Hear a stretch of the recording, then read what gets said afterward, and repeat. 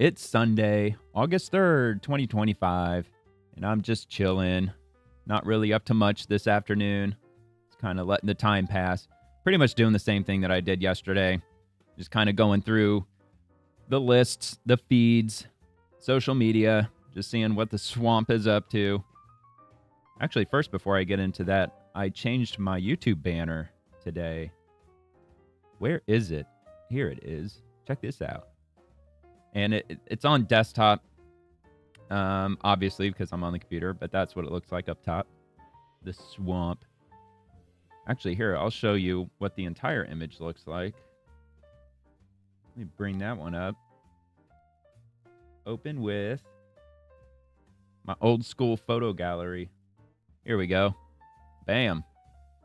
That's what it turned out to be for now. I don't know. I think I like it. I think I do. It's got the American flag in the very far background. So the Supreme Court right there, the U.S. Treasury right here, J. Edgar Hoover building, the FBI, the White House, of course, and U.S. Capitol. Yeah, I don't know. I was just playing around with it because, here, let me show you the other one that I had. So that's just the background by itself. I did that one. Didn't really like it. I thought it was kind of stupid because I already have my name on my channel. It's already right there. So why would you put your name here and then put it when it's already right there? And even my handle, it's the same. So why would it be Spathon? It doesn't make sense. So, but I had it as Into the Swamp. Here, where did that one go? Yeah, here it is. That's the one that I just changed. It was that for a few days. And I think it was this first. And then I think I changed it to that one maybe. And then that one. And then now I'm settling on this one. So I'm not too crazy about the font. To me, it just kind of seems a little generic. But I kind of wanted to make it look somewhat typewriter-like without looking too typewriter-like.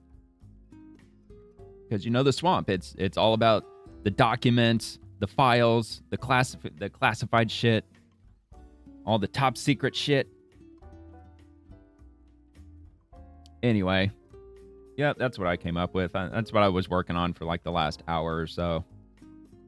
Because I thought I should probably do something with it. But I don't know. I just don't like Into the Swamp. It just to me feels like that there's just words missing. And honestly, doing Into the Swamp was the font just looked a little too small on a phone screen. And then I looked at this on my phone and it just looks just more readable, more legible. So I don't know if there's other quote unquote the swamp stuff out there. I Googled it and I didn't really see anything. The only thing that I did see was that there is a podcast called The Swamp, but it focuses on movies, Hollywood shit. Where did that go? Actually, I just Googled that this morning. Let's have a look here.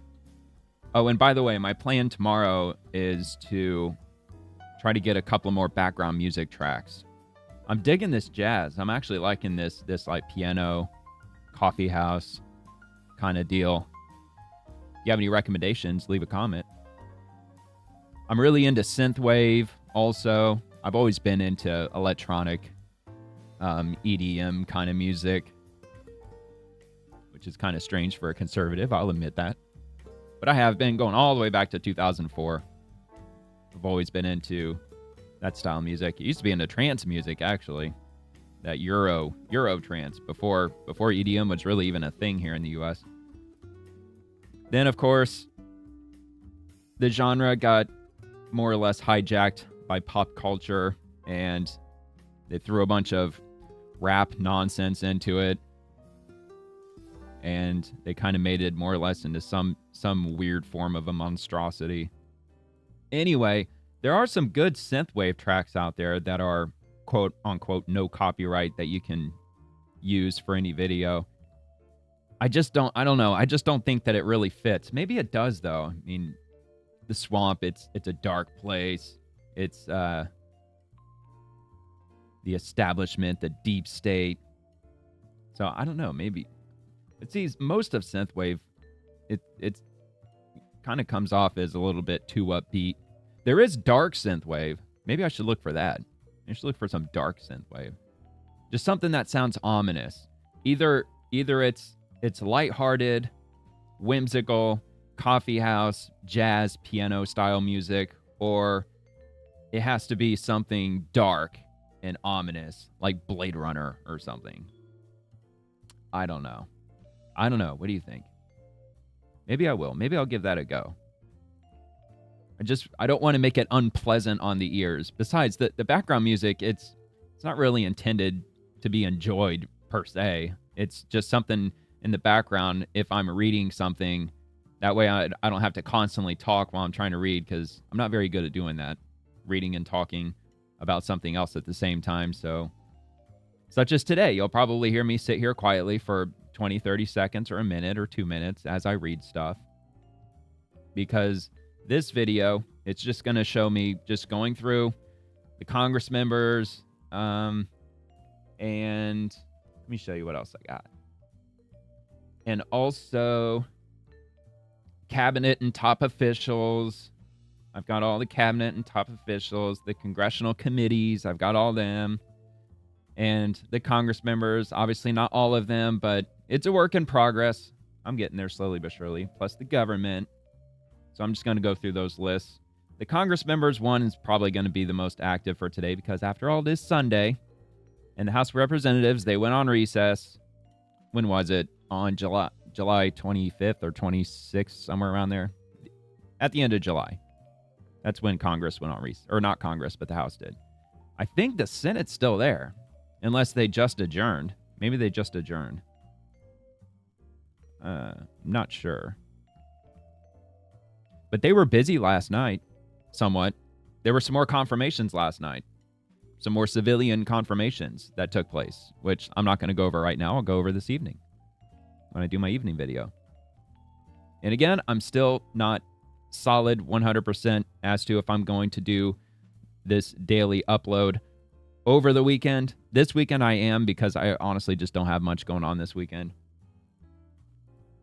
It didn't really rain much. We're in the middle of the rainy season here in Tampa Bay, and we didn't get any rain over the last week, really last couple of weeks. So I don't have to cut my grass. So that's good. Don't have to worry about that this weekend. I do have to go grocery shopping later, though. I got to do some meal planning. Get that sustenance. Might make me some coconut Thai curry. I think I'm going to rock some of that either tonight, maybe tomorrow. Sounds good.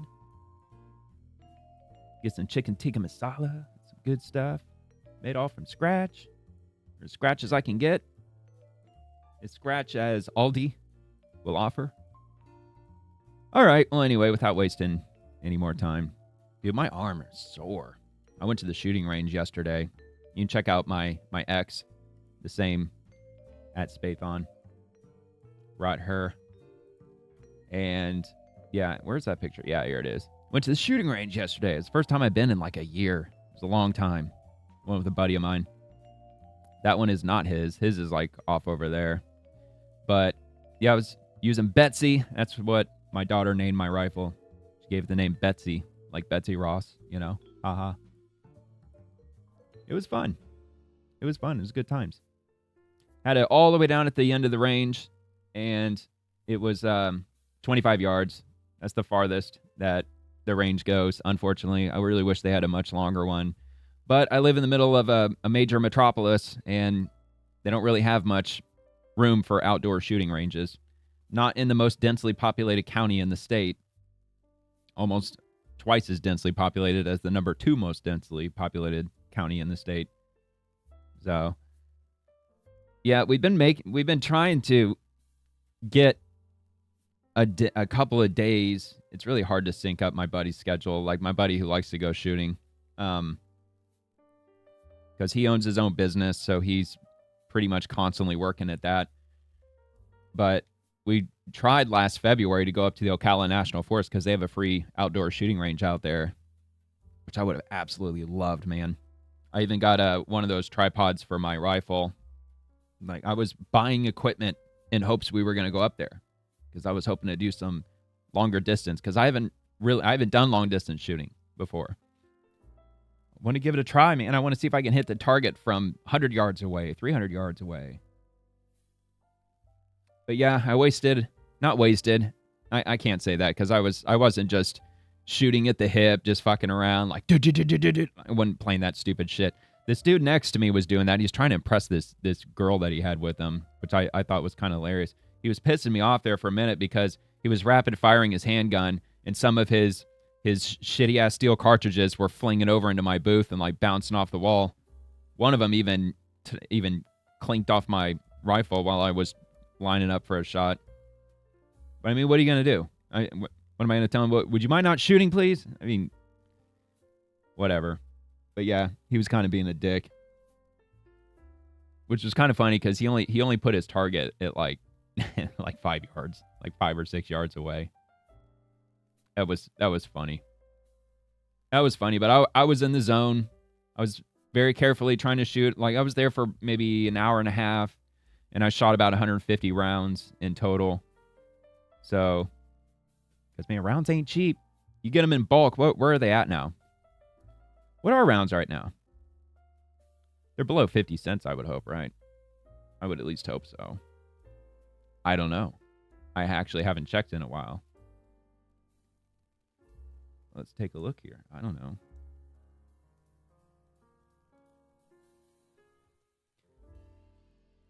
I don't know.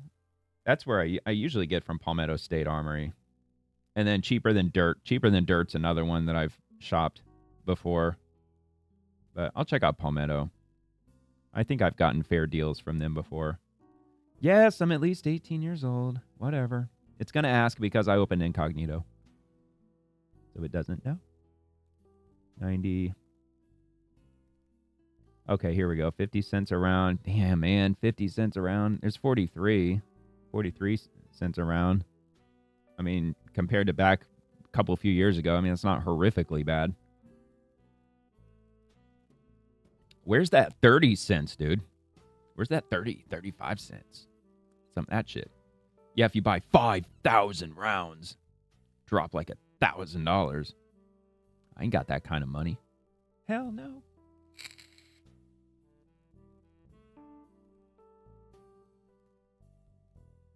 Yeah, I don't really buy the fancy shit because I just go to the shooting range. You're just going to shoot it.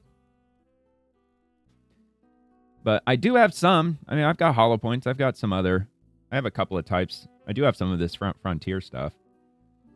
But yeah, I've got some rounds that I've got always in the magazine that I've got in my rifle at all times at home. In the event, God forbid, home defense kind of thing. But also my handgun too. The whole sleep with a firearm under your pillow type deal. Hey man, you never know. Hey, my kids are all grown up. My daughter's all grown up now, so I don't have to worry about all that, small children around kind of thing. Which you got to teach your kids when they're young. They got to respect firearms. They got to learn to respect them, but not be scared of them.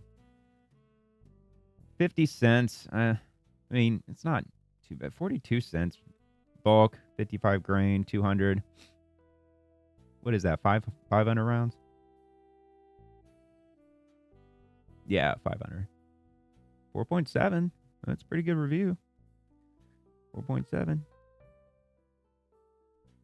That is not actually a very bad deal right now, in my opinion. But again, I haven't been shopping for ammo in about a year, so maybe not. What was that auction one? I can't remember what the auction one was. No, it's not Ammunition Depot, I don't think. No. Fuck, man, what was the name of that one? It's not, well, I mean, I guess it's kind of, maybe it's bulk ammo. Maybe that's what it was. No, it's not this one either.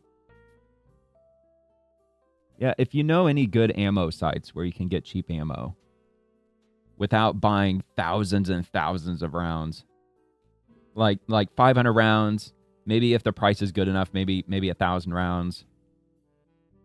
I mean, are there any out there for, let's say, 35 to 40 cents? That would be nice. But that other one that I found wasn't that bad. 435, 1,000 rounds, 435, really? 1,000 rounds, $3.99. That's not bad. Why aren't they showing the cost per? I'm not good with math on the weekends. Was that 39 cents? Well, 40 cents, really. 40 cents. Not a bad deal, I think. 40 cents. All right. I could probably hang with that. Gunner, Ammo Man. No, well, cheaper than dirt. I don't think I've bought ammo from them. I bought firearms from them. Bulk ammo. Did I already click on that one? Yeah, I did. What the fuck am I doing? We Todd Ed. Say it 3 times fast. I am sofa, like a couch, sofa, then king of the world. Then we Todd Ed. Now say it 5 times fast. Freedom Munitions. Oh man, you gotta be 21 here? What if you click on I'm not 21? Where does it take you? Like some like Toys R Us, like little kids freaking website? Nah, it probably just takes you to Google. I think that's what they usually do. They just pull you over to Google. 45 cents? Hell no, man. I found better prices than that. Midway USA. I've heard of Midway before. Probably not going to find one under 40 cents here. 4.74. 63. $1.95. Damn. Oh, I'm sure that's probably pretty good ammo, though, to be fair. Dude, for Frontier, 90 cents a round? Are you out of your damn mind? I mean, well, I guess it's just 20, but still, dude, that's insane. Ammunition Depot. Ammo Seek. See, this one looks like the one I was talking about. It was like this. Maybe it was Ammo Seek. Maybe that's the one I was thinking about. Maybe. 500 rounds, 20 cents? What? No, dude, I might end up buying this today. $100, brass casing, 500 rounds, 20 cents?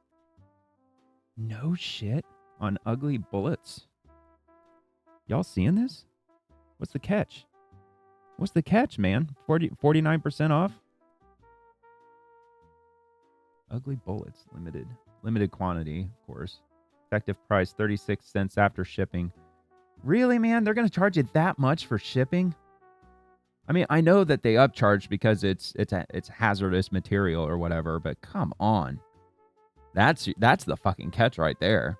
20 cents around my ass. It's 36 cents. I mean, I guess at least they put it there. At least you don't find that shit out when you're on the fucking checkout cart with your address and all that shit already entered in. Because you got to sign up for it. You got to put in your email. Then you got to go to your email account. You got to click to verify. So on. That's okay. But still, man, even 36 cents, that's the best deal I found so far. 36 cents. What is that? 360 for 1,000? Why am I doing this? All right. That is not a bad deal. I don't think. But maybe y'all have a better deal. That's where I'm going to settle because I'm not going to spend too much time doing this. But that's the one I found. 36 cents. Anybody got that beat? Please let me know. 5.56 ammo. Or 45. I have a handgun, 45.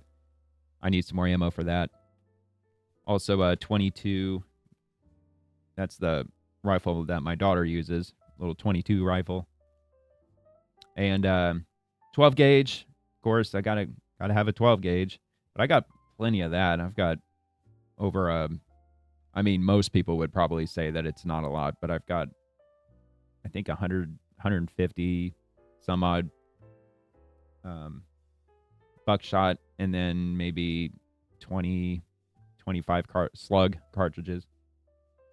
Something like that. All right, well, I guess we'll just get to it and quit wasting time, quit goofing off. Just gonna refresh as I hit the vape stick. I know, it's a bad habit. But you know what? I smoked for 16 years. Started smoking daily when I was 14 years old. Then I quit when I was 30. I can't believe it's already been a decade. I can't believe I've been vaping for a fucking decade now. That's crazy. I mean, the lesser of two evils. Still not good, but...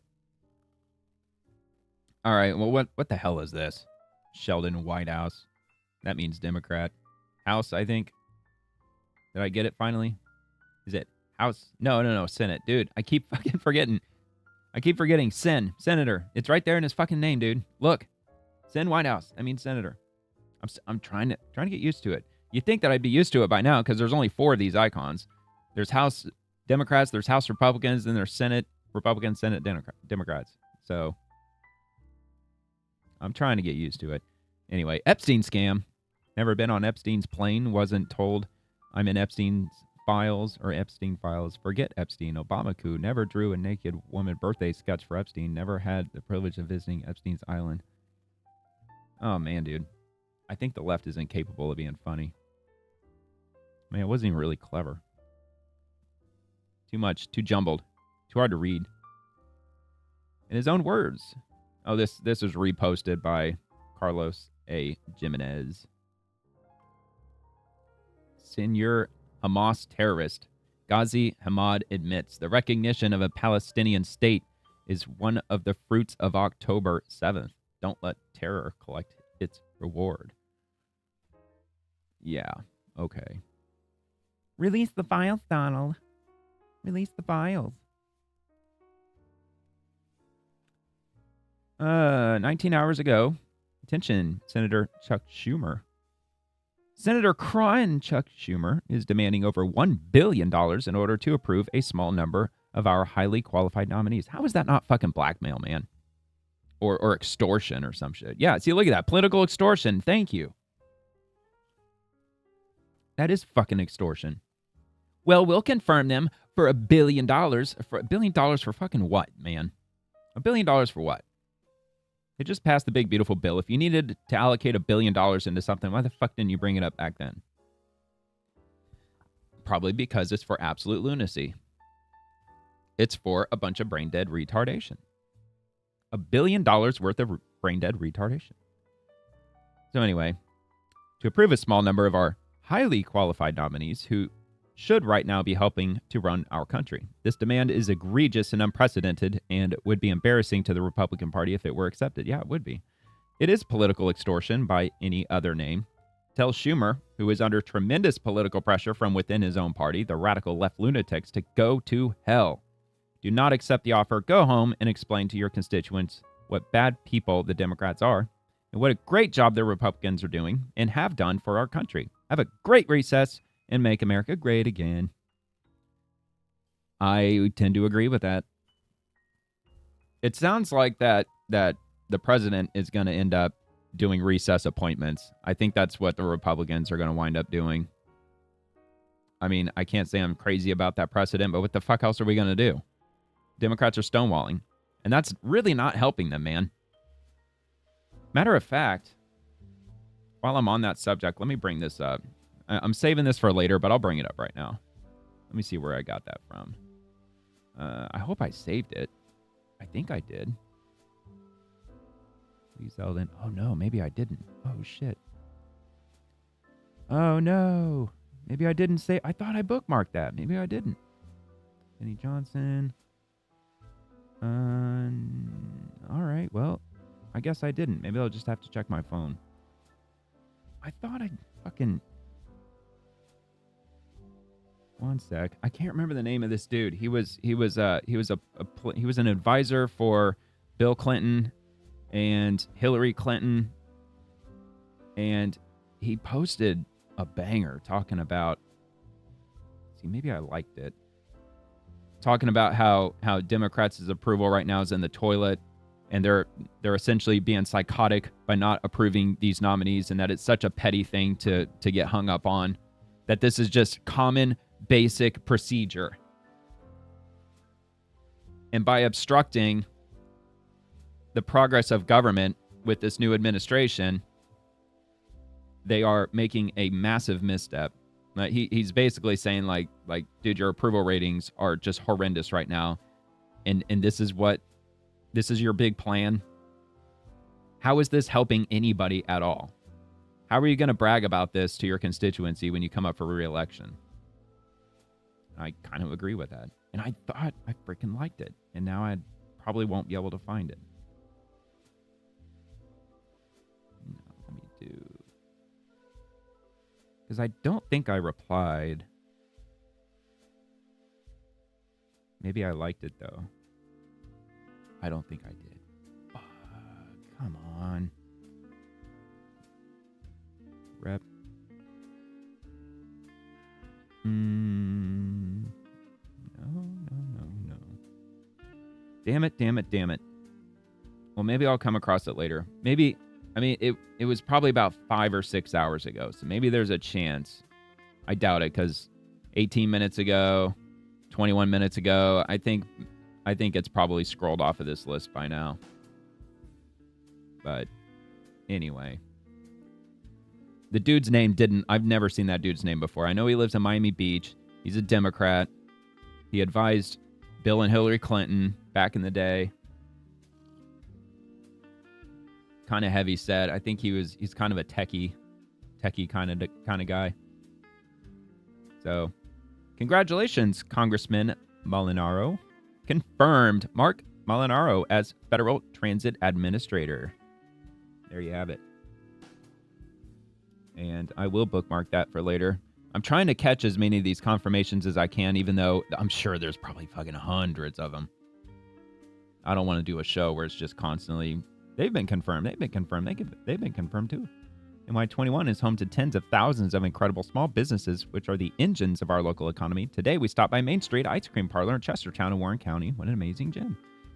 So that's kind of going to be problematic too, because all the members of Congress, they're in recess, so they went back home. So they're talking to their locals, they're visiting local places, they're holding local town halls, and it's all very local. So, in other words, more or less, it's going to be boring speak. So, because I've not done this, I just started doing these videos just in the last couple of weeks. So, I haven't experienced the month of August, and hopefully it won't be too boring. But still, the federal government still goes on. We've got plenty of agencies, administrations,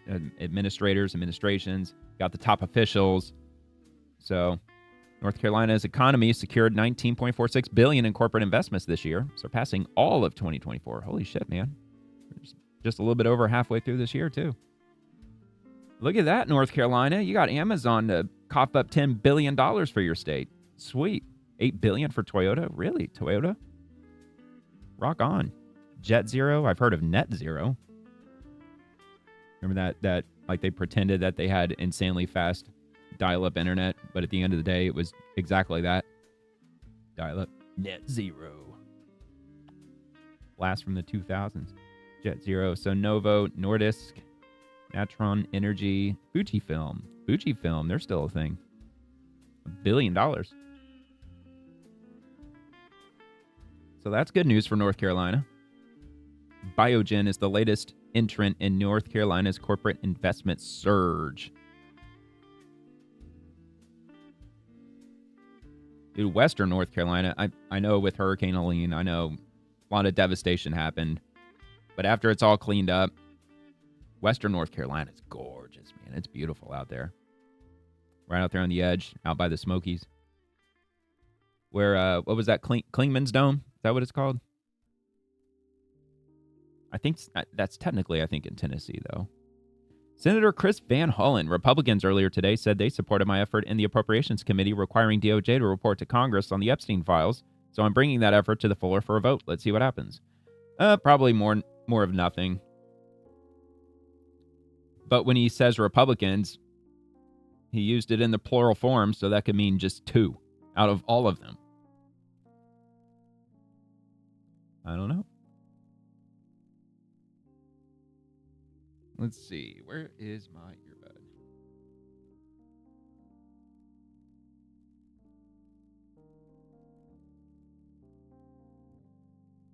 I mean, I think so. I think they should be completely transparent with this. I really do. As I've said time and time again, I think the Democrats are bluffing their asses off when it comes to this. I think the public is being kept in the dark. Both Republicans and Democrats know that these Epstein files can't be released, probably because they don't exist any longer. And neither side really, like, Republicans don't want to blame the Democrats because they'll just fire back and say, no, everything was there when the Trump administration came in. It was y'all who destroyed it all. So I think we're probably in some rock and a hard place, conundrum type situation. But what do I know? Anyway, let me check my sound levels. Oh, yeah, man. I was going to blow out some eardrums with that one. All right, let's check this out. See if this is worth bookmarking for later tonight. Thank you, Mr. President. Thank you, Mr. President. Well described, I think, all the inappropriate actions that have been taken by the Justice Department, including recently with respect to the Deputy Attorney General, who had been Donald Trump's personal lawyer conducting the secret interview. Oh, such a conflict of interest. The Epstein associate Maxwell. And this is an important conversation to continue here on the Senate. Oh, yeah, that reminds me. I don't know if I'm going to come across it, but apparently Ghislaine Maxwell was moved from her primary prison to some minimum security holding facility of sorts. I guess maybe she's making deals with the DOJ. We'll have to see where that goes. Look, if that's what they end up doing, if they end up getting her to talk, and you know what? One of the Democrats actually made a pretty good point, or actually they had a pretty decent idea that they should bring Ghislaine Maxwell into Congress and have her testify under oath and tell us everything she knows. I think that's a fantastic idea. I think that's what they should do. She's under oath. She'll give out all the names, most of which will probably in some way or another probably end up aligning with Democrats, which would be absolutely hilarious because it was the Democrats' idea. Anyway. We were here earlier this morning where we discussed the very, very troubling and disturbing case of Jeffrey Epstein and the horrifying abuse of young women and girls. Not good. Those who were so terribly abused and treated deserve to have the full truth. They do. They deserve to have all the facts come out, as do their loved ones, as do the... Yep, and where did... Oh, my God, dude, this is 14 minutes. So, and where did Jeffrey Epstein get all his money from? We still don't exactly know where all that came from. Something tells me it probably originally came from taxpayer dollars. So the American people definitely deserve to know as well. American people. We're not going to watch all this, I don't think. Have some kind of confidence that the Department of Justice is presenting the American people with the truth. Because we need transparency in order to ensure full accountability. It used to be the case that Donald Trump and his Attorney General, Pam Bondi, and others in this administration said they wanted to get to the bottom of it. In fact, they said they wanted to release the Epstein files. But as we got closer to actually doing that, they suddenly decided that they did not want the public to know and that they didn't want Epstein's victims. Yeah, actually, let's just take a look at this.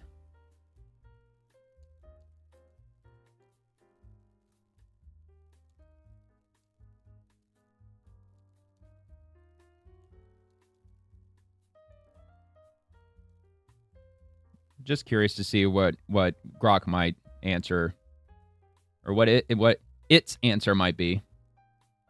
The Trump administration's stated reasoning for not releasing additional Jeffrey Epstein files. I'm just going to make it a little bit bigger for y'all. Actually, let me just bring it up full screen. As outlined in a July 2025 Justice Department and FBI memo, was that their review found no incriminating client list or evidence to support conspiracy theories about Epstein blackmailing powerful individuals. Well, if there's no incriminating evidence, so what? Why does that make it classified? Why does that make it so that the American people don't deserve to see it regardless?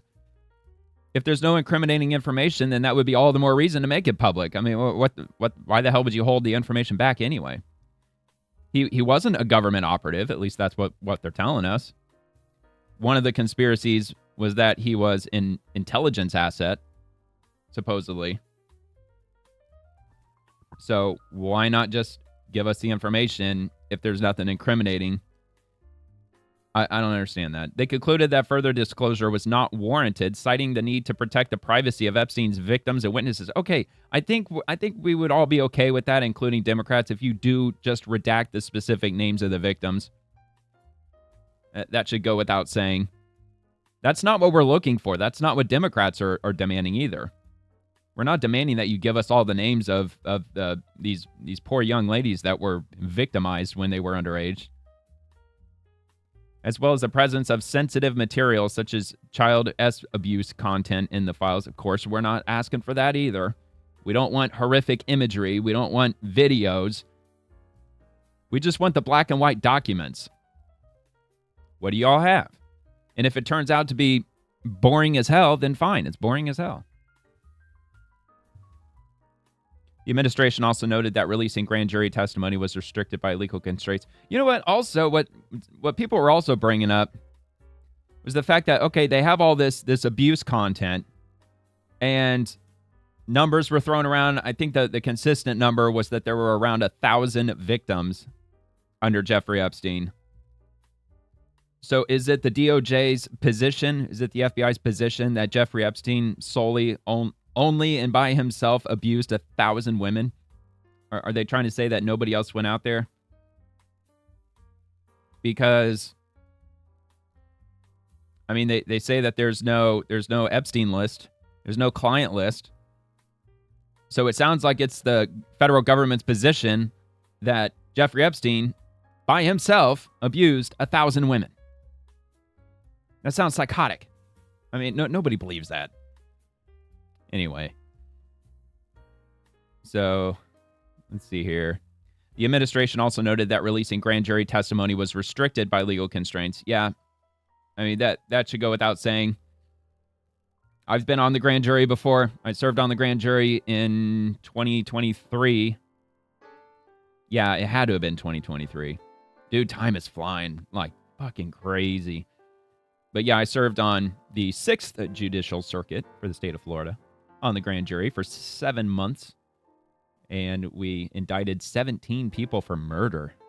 That was wild, man. That was a very interesting time. Grand jury, that was fascinating. But yeah, grand juries, they're secret.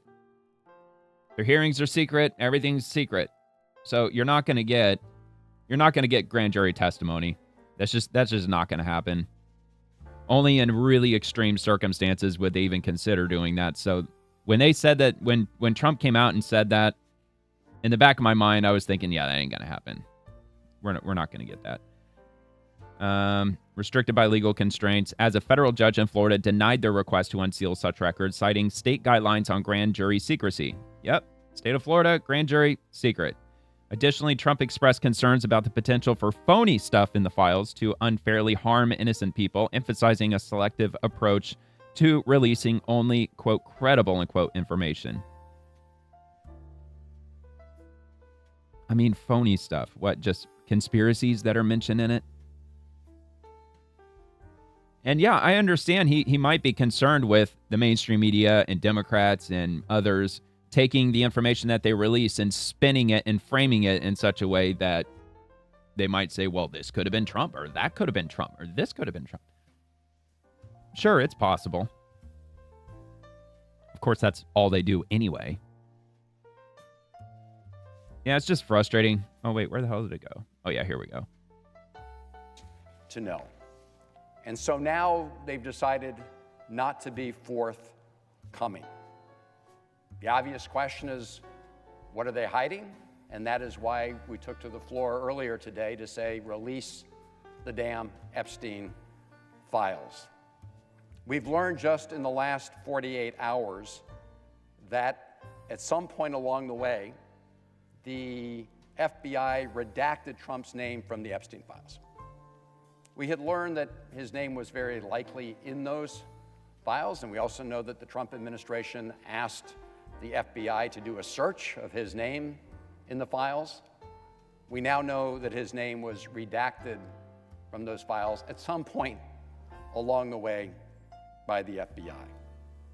As my colleagues from Rhode Island and California were just discussing, we've also witnessed in just the last week or two the highly inappropriate action of the Deputy Attorney General, Todd Blanche, to conduct a secret interview with Ghislaine Maxwell, who was Jeffrey Epstein's partner in these crimes.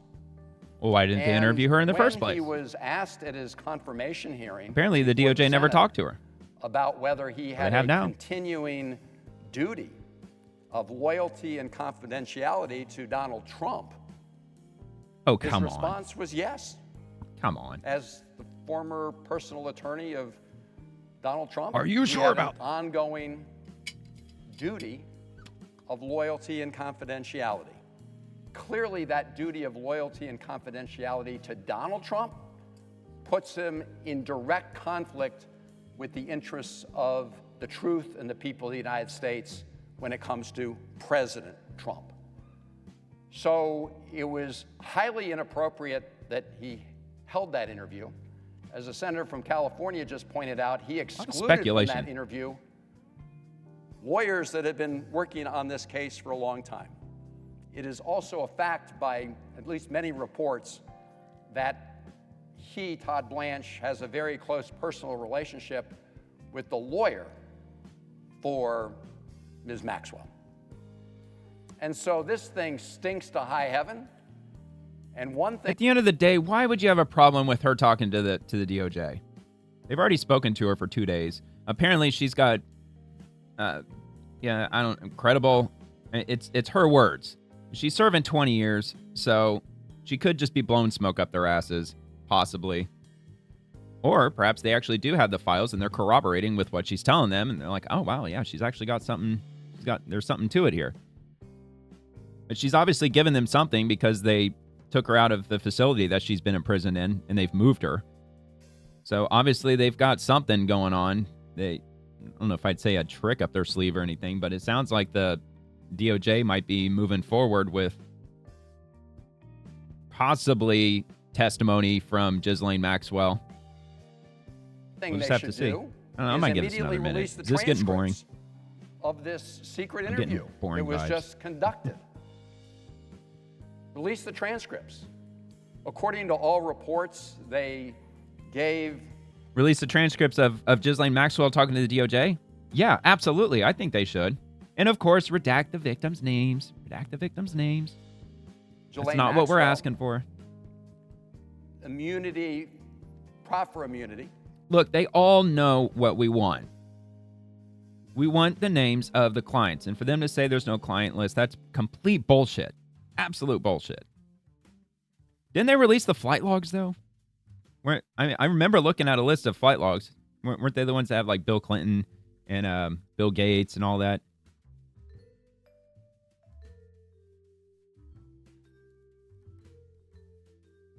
Is there an Epstein? Yes, there are. Have been made public. Okay, so I know I've seen them.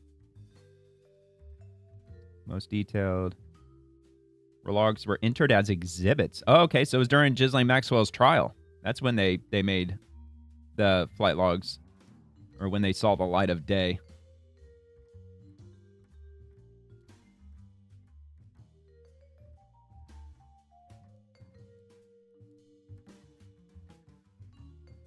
Oh, but these people are not clients, though. The Lolita Express. Bill Clinton. Uh-oh. Prince Andrew, which we obviously knew. I mean, isn't Prince Andrew facing potential criminal charges as a result? Well, plus he was kicked out of the royal family too, wasn't he? Because of all this shit. Alan Dershowitz. Let's see. Naomi Campbell. Kevin Spacey, of course. Chris Tucker? Oh, come on, Chris Tucker. What the fuck are you doing, man? What are you doing, man? Corbin Dallas! All right, Leslie Wexner. Ghislaine Maxwell, obviously.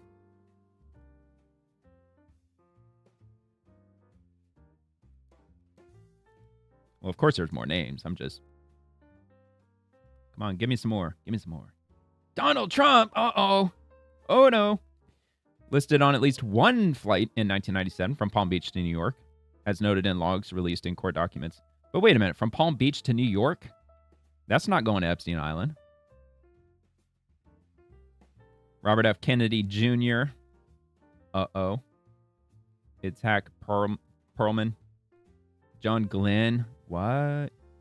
George Mitchell. David Copperfield. Bill Richardson. Lawrence Summers. Heidi Klum. Dude, how the fuck does he know all these people? How is he so tight with people in Hollywood? Just celebrities in general. Well, because some conspiracy theorists might say that Hollywood is a very the P word involving small children, that Hollywood is absolutely rife with that. And yeah, I'm sure that is probably the case without any doubt. But yeah, okay. Yeah, so they do have the flight logs, but there's no client list.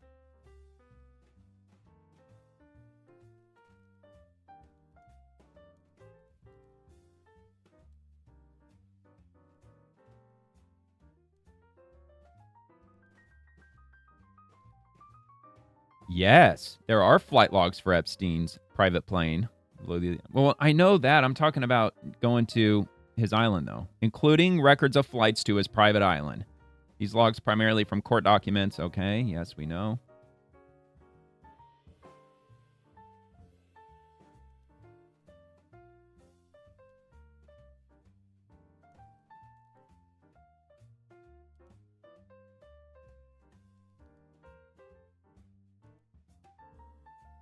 Let's see. Prince Andrew, Bill Clinton, Ghislaine Maxwell, Jean-Luc Brunel, not sure who that is, David Copperfield, Naomi Campbell, Sarah Kellen. So these names went to Epstein Island. These logs often note St. Thomas as the destination, with transfers, right? Little St. James via helicopter or boat. Well. Oh, but there's no client list. Yeah, okay. There's no client list. There's flight logs. There's people like Bill Clinton, Prince Andrew, David Copperfield, so on and so forth. They went directly to Epstein Island. We have that in court documents. It's in black and white. Yeah, but there is no client list. I'm sure. Yeah, dude, of course there's a client list. Now, whether or not if there was a black book that he used to blackmail individuals, that's a whole nother matter. All right, anyway. For the purpose of her testimony, nothing she said in that interview could be used against her. So release the interview transcript to the American people. I agree. Because Donald Trump's personal attorney should not be... Like I said, man, I'll give Democrats credit where credit's due. I agree with that. Interview with somebody who might have I mean, would you disagree with that? Are you against them releasing that? The interview with Ghislaine Maxwell to the public? Donald Trump. Just bleep out the victims' names if she gave up any. We've also seen just in... That's not what we're looking for. ...recent days, the question floated about whether the President of the United States would pardon Ghislaine Maxwell. Fucking retarded. When President Trump was asked about that possibility... That is never going to happen. He acknowledged he had that power. As I said on this floor this morning... Did he really? Did he really say that? Immediately... Did that actually happen?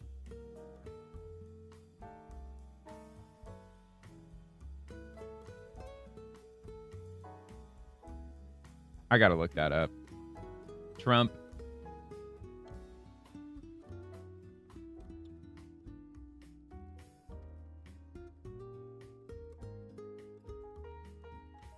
Are we going to hear it from him? I'm just curious. Did he actually say that well, I do have the power to pardon Ghislaine Maxwell? I want to know if he actually said that. All right, now to this. Because I somehow doubt Jeffrey Epstein, sex abuse victim, Virginia. It was asked on Thursday. All right, here we go. Here we go. About Giuffre. Take a listen to what he said. Come on, dead air. I said if he's taking anybody from Mar-a-Lago, he's hiring or whatever he's doing. I didn't like it, and we threw him out. We said we don't want him, at the place. This is a story that's been known for many years, as you know. But it's Triple H. I didn't like it that he was doing that. Okay, that's not what I'm looking for at all. As they spoke with media Thursday night, Giuffre's family also talked about this prospect. Okay. Did I mishear that, though? Who's pardon? I don't care about the whole, will he pardon? I don't give a shit about that because I don't think he will. I think that's ridiculous. But I thought he said that. I thought he said that Trump said during some interview or something that he has the power to pardon Ghislaine Maxwell, that he actually mentioned her by name. He acknowledged he had that just in recent days. The question floated about whether the President of the United States would pardon. Well, yeah, that's the brain-dead mainstream media. They're the ones probably peddling that. President Trump was asked about that possibility. He acknowledged he had that. Where?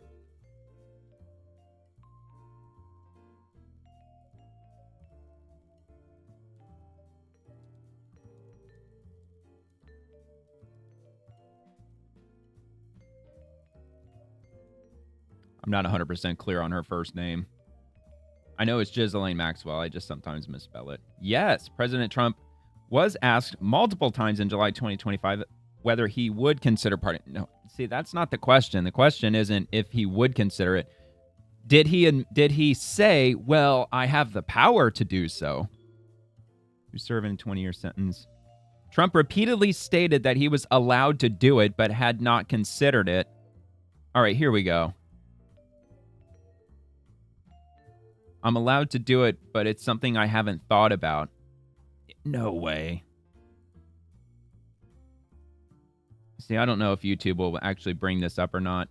When was that? July 25th? Yeah, July 25th.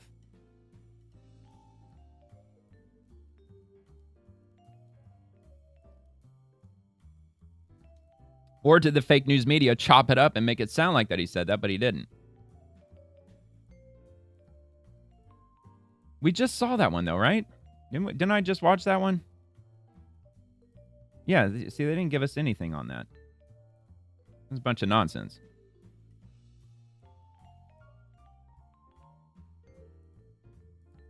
Oh, come on. I somehow don't believe it now. Where is he on camera saying that? Grok? For example, on July 25, 2025, he told reporters, I'm allowed to do it, but it's something I haven't thought about before departing for Scotland. He reiterated, well, I'm allowed to give her a pardon, but nobody's approached me with it. Nobody's asked me about it.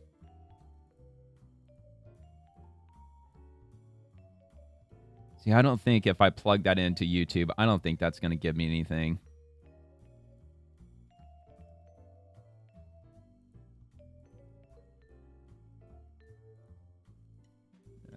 5 days ago.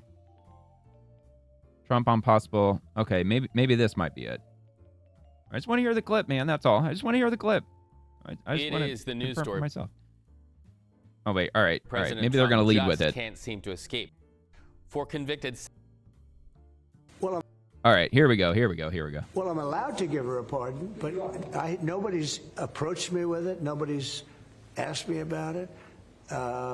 It's in the news about that aspect of it, but right now it would be inappropriate to talk about it. Why would you ever even want to talk about that? Justice reporter Jake Wow, Trump, what the fuck, dude? That's not a no, for sure. Dude, even if somebody approached you about it, why would you even entertain that for a second? You would say, first off, fuck no, I'm not going to pardon her because she sex trafficked hundreds and hundreds of minor young girls, and she's going to serve her 20 fucking years. I don't know why he would have worded it that way. That's kind of shocking to me. I'm really surprised he actually went there. What the fuck, Trump? What the hell, man? I get that he had... everybody knows he's got the power to pardon her. I mean, that should just go without saying. But the fact that he says that he hasn't considered it because nobody approached him about the offer... I don't care if she's got the most ironclad of rock-solid information that is going to directly get Bill Clinton thrown in prison and everybody else. She still shouldn't get a pardon for that. Plus, at the end of the day, she's in prison. All they've got are her words. Unless she's going to lead them to some secret vault somewhere that's got piles of files with Clinton's signature admitting to this and that. I mean, she's not going to be able to give out information that's going to be that incriminating. It's essentially just going to be her words against everybody else's. I just don't know why he would have worded it that way. That's surprising to me. All right. Well, anyway, I don't even know what happened to that, but we're gonna move past that. Yeah, there it is. I'm just gonna move past it. I don't want to get hung up on that for too long. I've already spent enough time on that. If I find a shorter clip of that, maybe, which actually this might be it right here. That might be a shorter clip. Yeah, 55 seconds. Senate Republican leadership just blocked a bill requiring the DOJ to retain any records related to Jeffrey Epstein. Release the damn files. That was 17 hours ago, though, and this was just... Oh, wait, no, that was 20 hours ago. That was probably the same one. Yeah, I'll give it a bookmark. It's a short. It's only a minute. All right. Now, why is it showing shit that's 23 hours, man? Oh, here we go. All right. Yeah, it's because he reposted that. Which I covered all that last night. Weird. This is from Senator Jeff Merkley. Weird. President Trump orders kids to take a presidential fitness test because of America's declining health and physical fitness. This calls for some leadership by example. Trump, set aside your executive order until you can show the nation how to do a single pull-up. What is that supposed to be? Some jab at Trump's lack of physical fitness?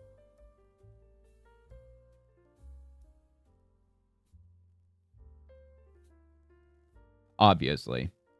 Dude, that's retarded. I mean, how old is Trump now anyway? He's not 80 yet, though, is he? What is he, like 76, 77?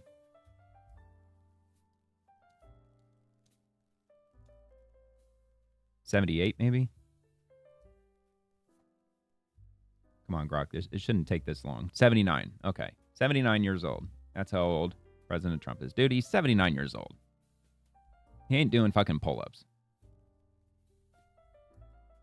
And besides, it's common sense. What are you suggesting that Trump shouldn't have done that? That we should just allow kids to just keep getting fatter and more out of shape and more prone to diabetes and everything else? No, man. I would be asking, why did Barack Obama get rid of that? It's because they want kids unhealthy. It's advantageous for Big Pharma, among others. North Korea's nuclear capability and authoritarian regime poses a threat to us all. I asked the State Department how the administration's agenda will protect national security and counter Kim Jong-un's growing aggression. Well, they have to figure out how to deliver it, which North Korea, I'm sure they're probably many years away from doing so, unless China sneaks in technology or they sneak in the rocketry, the propellant, and the ability for them to do so. Well, let me check this and let's see.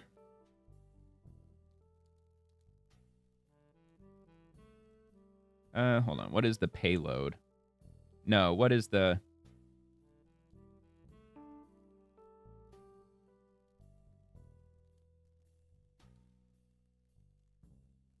What is the yield? It's not going to be 50 megatons. It's not going to be fucking Tsar Bomba. 120 to 250 kilotons. Estimates may vary. So, yeah, like I said, we're not talking Castle Bravo level of nuclear detonation. We're not talking Tsar Bomba. But Tsar Bomba, man, that was a fucking insane-ass weapon that Russia developed. Tsar Bomba, dude, that nuclear detonation was so powerful that it shattered windows from 500 miles away. Absolutely fucking absurd, man. Absolutely absurd. But Tsar Bomba was 50,000 kilotons.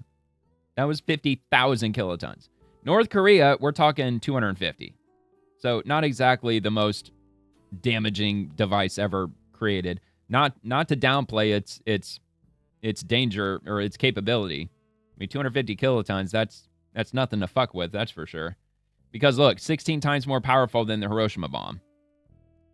So it's definitely a bomb not to be reckoned with, or whatever. But it's the same with Pakistan. You know, Pakistan and India. Remember that skirmish that broke out a couple of months ago, and everybody was freaking out. Like, both the countries are nuclear armed. They're going to fire off World War III. We're going to fall into nuclear winter. And then I looked it up, and Pakistan's most powerful nuclear weapon is like 10 kilotons or something like that.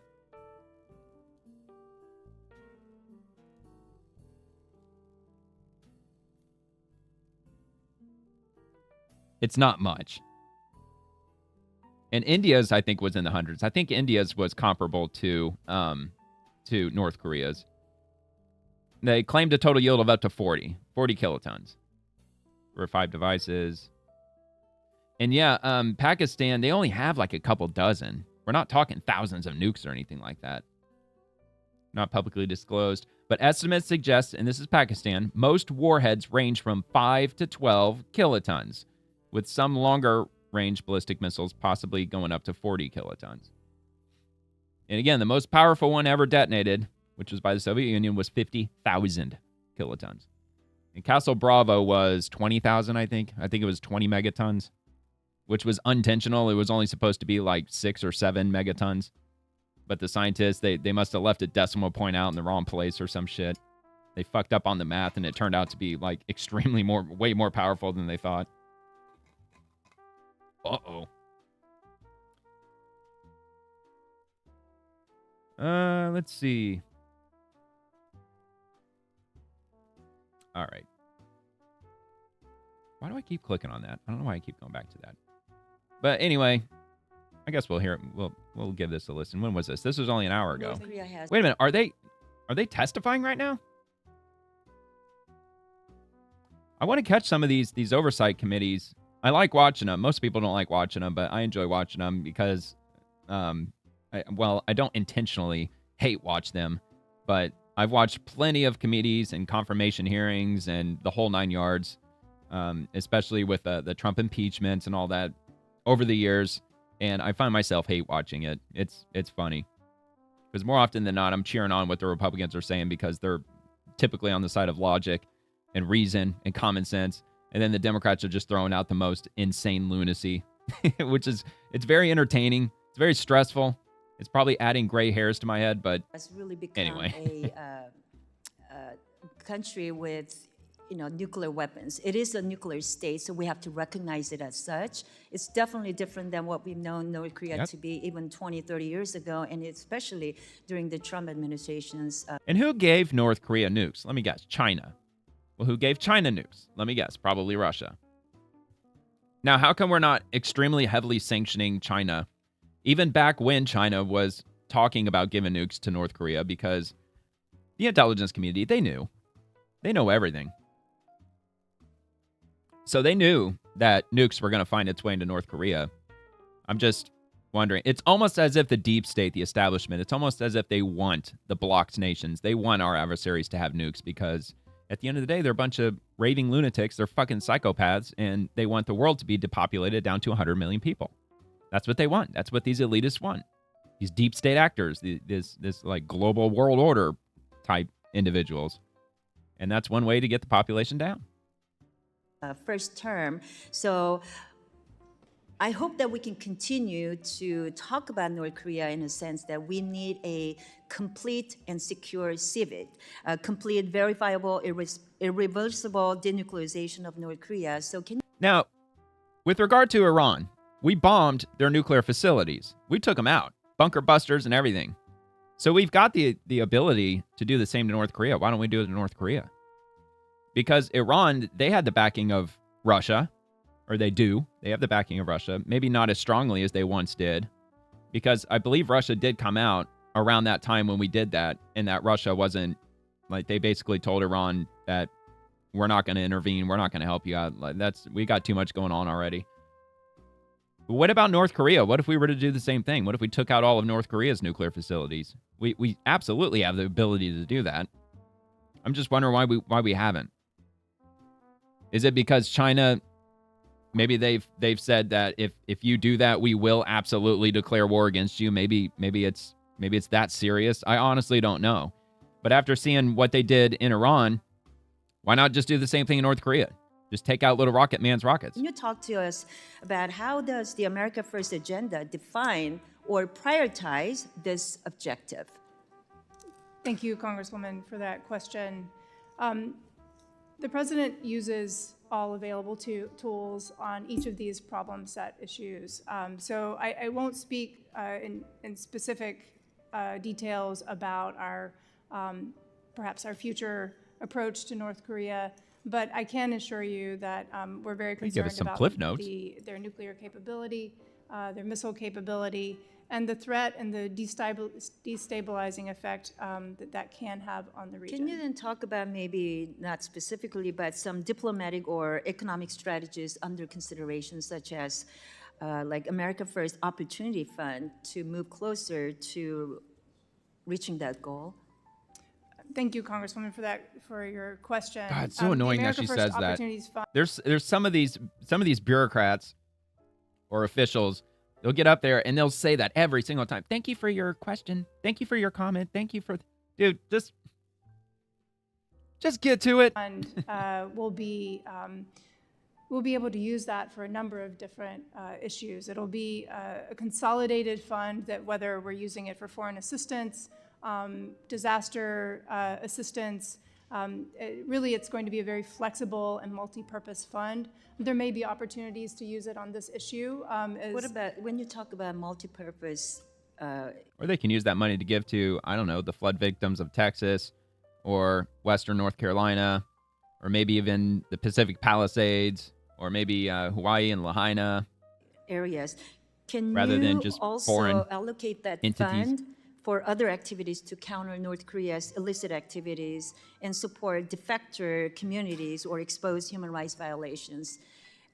Those are really important policy priorities of mine, as well as to this committee as well. We're very much paying attention to those issues as well, and can take that into consideration when we're looking at applying the fund going forward. Thanks.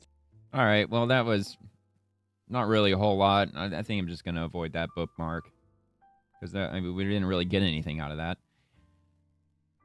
Not much, anyway. So more than 100 days after Liberation Day, POTUS has generated trillions of dollars in value for the United States by wielding powers no other president has used or even recognized they had. Truly the art of the deal. Just adjusting my microphone. Still trying to get rid of that occasional subtle popping sound. And I'm adjusting the position of it. I'm hoping that might do it. I've already replaced cables. I've already adjusted levels. I'm starting to reach the point where either it's a microphone problem, which I really hope it's not, because I've had the microphone for too long. I maybe it's under warranty, but I can't go without a microphone. And I don't want to spend another like $75 on another one. I ain't got that kind of money. Rep Ted Lieu. Want to stay updated on what's happening in Washington and learn how we're fighting back? Subscribe so you don't miss an update. Sounds like a political ad. Dropped by and enjoyed the great sounds and tasty food of the African diaspora at Oasis International's 32nd annual Summer Bash. Sounds delicious. Again, members of Congress, they're on recess, so they're going to all their local meets and greets, and they're doing their fancy luncheons and their little farmers market handshaking events. Richard Blumenthal, what was this? I'm one of 6 senators who've never taken corporate PAC checks. Our campaign finance system is broken. If we want to regain the trust of Americans on the left, right, and center, it's a no-brainer. Ban corporate PAC donations to anyone running for office. Amen. I am all about that. Also, ban lobbying while you're at it. You know, if you're standing up on this soapbox, you might as well throw that in. How long is that? Only 34 seconds? Let's check it out. Some Democrats want to ban that is very tiny. For-profit corporations from forming political action committees, PACs. Tell me more. So it's Senators Mark Kelly and Alyssa Slotkin. They've reintroduced bicameral legislation. It's called Ban Corporate PACs Act. They want to end corporate influence in Washington. They say representatives are accountable to the people that elect them and not the corporations writing the big checks. Corporate PACs spent $350 million in last year's election. Senator Slotkin says, look, I'm one of just 6 senators that have not accepted corporate checks. One of 6 out of 100. All right. Insane. Absolutely insane. Absolutely insane. Uh-oh. Oh, fuck! Oh, man, I got such a bad habit of doing that. It takes me back up to the top. Now I gotta freaking find out where the hell I was. Well, while I'm up here, I might as well just see the new ones that were just added. Senator Reverend Raphael Warnock. Civil rights activists didn't give up in the fight for our rights, no matter how daunting it seemed. We owe it to them to keep fighting. Sounds like a political ad. I think this is one of the most startling and tragic statistics I have seen from Rep. Marjorie Taylor Greene. Only 12% of 30-year-olds are married and own a home. Yeah, this is a major problem that nobody is talking about. Marriage, family, and home ownership are the ultimate trifecta of security and happiness. I hope this trajectory can be reversed. I really hope so, because that is very scary indeed. I mean, in addition to houses being completely unaffordable for young Americans, young men have a very, very tough time trying to get women to stay with them. Way too many women are just up and leaving. Too many women these days, not all, not most, but too many of them are incredibly narcissistic, and it's all about me, me, me, me, me. I'm not happy. I'm not feeling the love. I don't feel fulfilled. I. Especially when they have kids. Look, if you have kids, I think you get married and you have kids, do it in the order you're supposed to do it, then no-fault divorce should absolutely be just completely obliterated, because that's a major problem too. And except for extreme cases, obviously, like infidelity or repeated physical violence and stuff like that. I mean, the obvious ones that would warrant a divorce. You know, look at the church. What would the church give their okay on with regard to a divorce? And I would just apply that across the board. And exhaust everything you possibly can if you're going through tough times. Marriage is not supposed to be a Disney storybook fantasy. It's very hard work, a lot of sacrifice, a lot of not putting yourself first. But yeah, I mean, a lot of these modern young ladies, they tend to put themselves before their own children, which is really sad. And they'll deny that. A lot of them will. They'll say, no, I don't. I put my kids before everything. Well, that's also a problem, because you're supposed to put your husband before everything, honestly. You're supposed to put your husband first, then your kids. And the husband is supposed to put his wife before the kids. Because God forbid, if you lose one of your children to an illness or whatever, you still have your wife to make another one. I know it's morbid. I know it's kind of fucked up to say it that way, but that's the way it is. But yeah, you put God first, then your spouse, then your children, then so on down the ladder. You know, your community, your country, your church, stuff like that. But yeah, everybody's priorities are all screwed up. But at the end of the day, I mean, yeah, men do divorce women. It happens. But 80% of divorces that occur are initiated by women. 80. 4 out of 5 divorces filed by women. That is a problem. And the whole the home ownership thing, it's just simply in the numbers. The average house is damn near $400,000. That's on average across the country.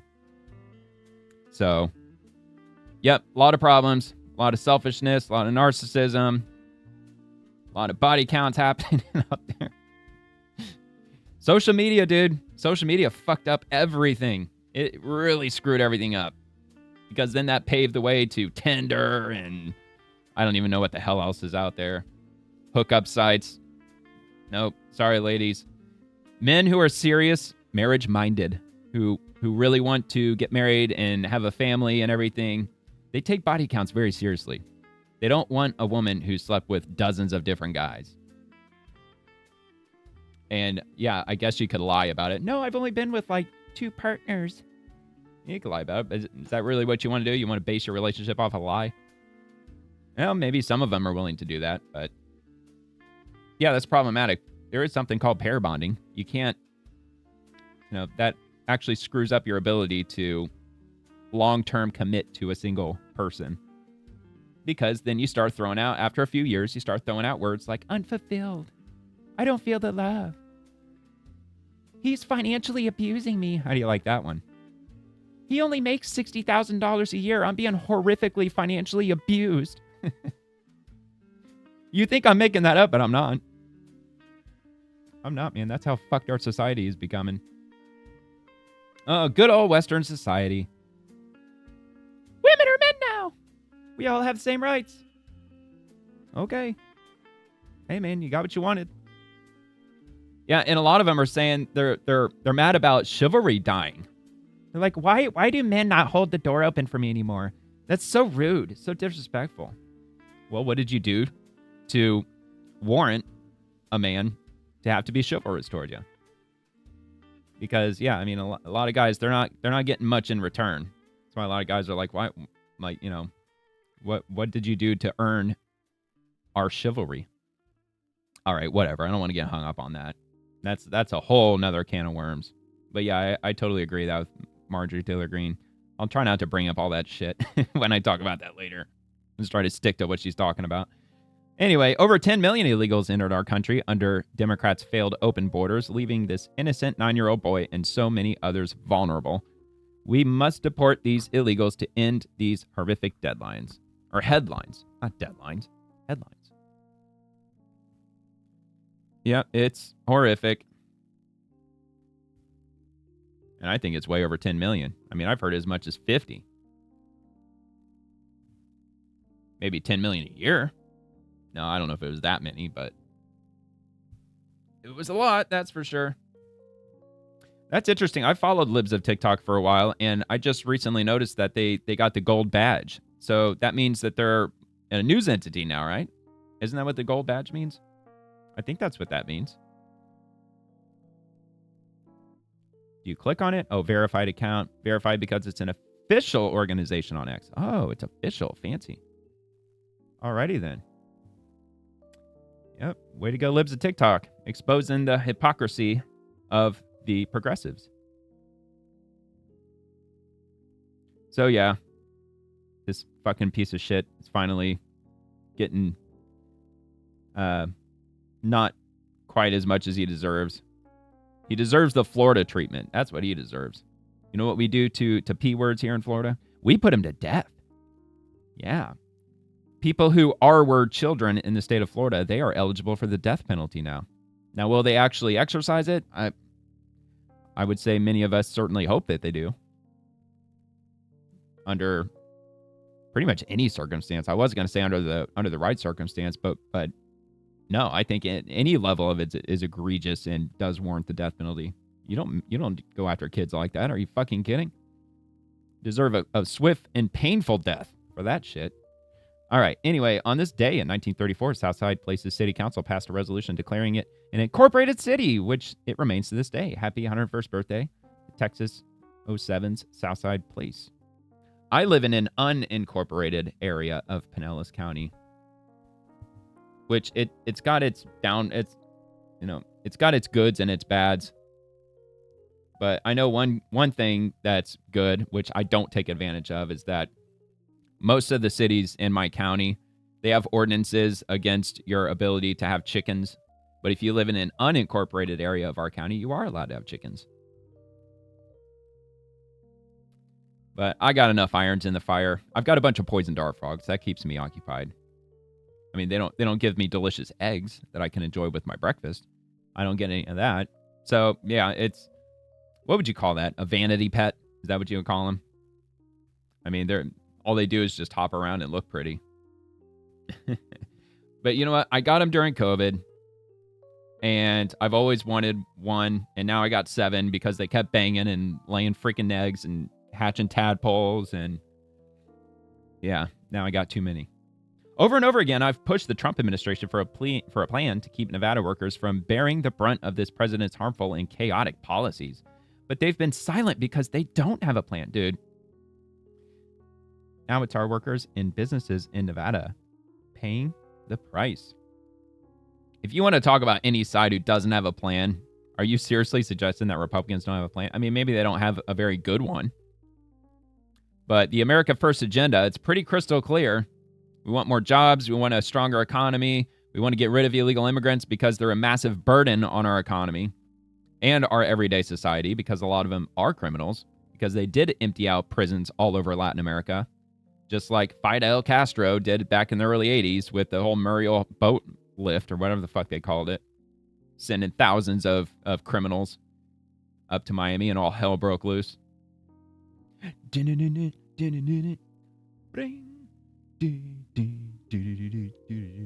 That's one of my favorite movies, man. All right, let's move on.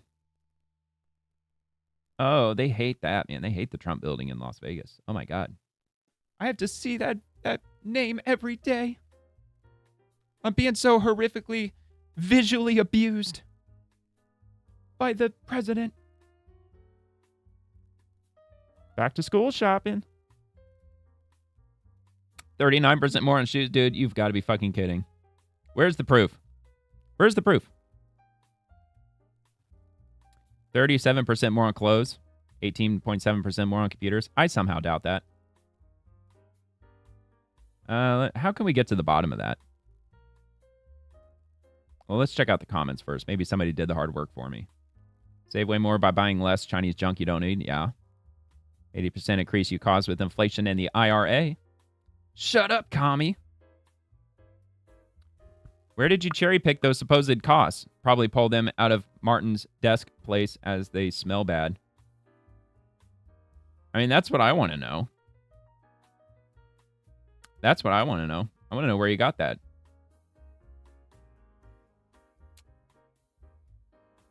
Because I doubt that there's like I'm trying to think like what entity would track that, the cost of shoes going up. Are going to cost you 39% more on shoes. Well, then I guess you better buy them now. Which that's a bunch of baloney. That's not fucking true at all. It's ridiculous. Show us the sources, man. Cite the sources. Tell us. Show us. Where is it? It's been 16 months since the Key Bridge tragedy claimed 6 lives and changed our state forever. Man, that was a horrible thing that happened. As we continue to recover, I'm thankful for those working tirelessly to rebuild. This week, Team MD got to see this progress firsthand. Together, we will rebuild stronger than ever. So they are rebuilding the bridge? Is that what they're doing? What about all the people injured because you let all those criminal illegals into the country? Yeah.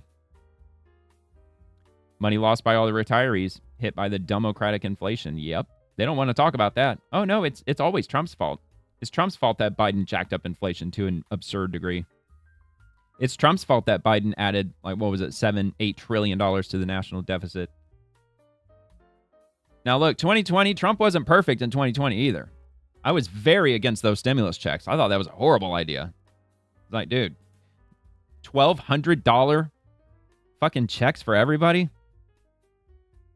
I knew inflation was coming. I knew it was coming. That was a horrible idea. Because everybody, not everybody, but too many people spent all their COVID checks on Amazon and all these big box retailers, which got insanely, the stock market. That's what I should have done in hindsight. I should have taken every dollar of that stimulus money and just dumped it all into, I don't know, NVIDIA or whatever. I put some into crypto, though, I think. Not that it really did much. Well, it depends on what you put it in. Just don't put it in shitcoin.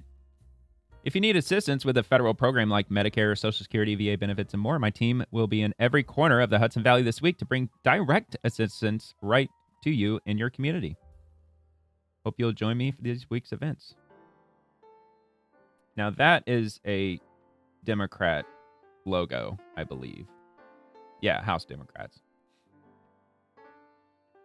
Not much on the Republican side. Not talking much. If then...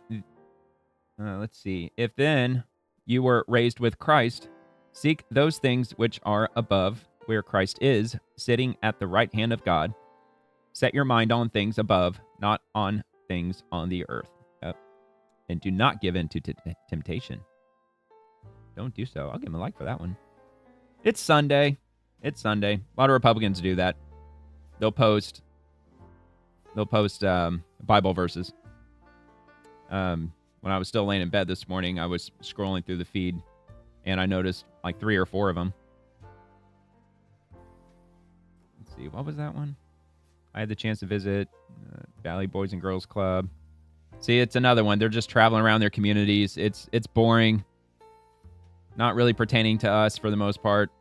Hate has no place in New Hampshire, let alone our state's capital. Rallying behind a Nazi flag is an affront to the brave Americans who fought and died in World War II to defend democracy.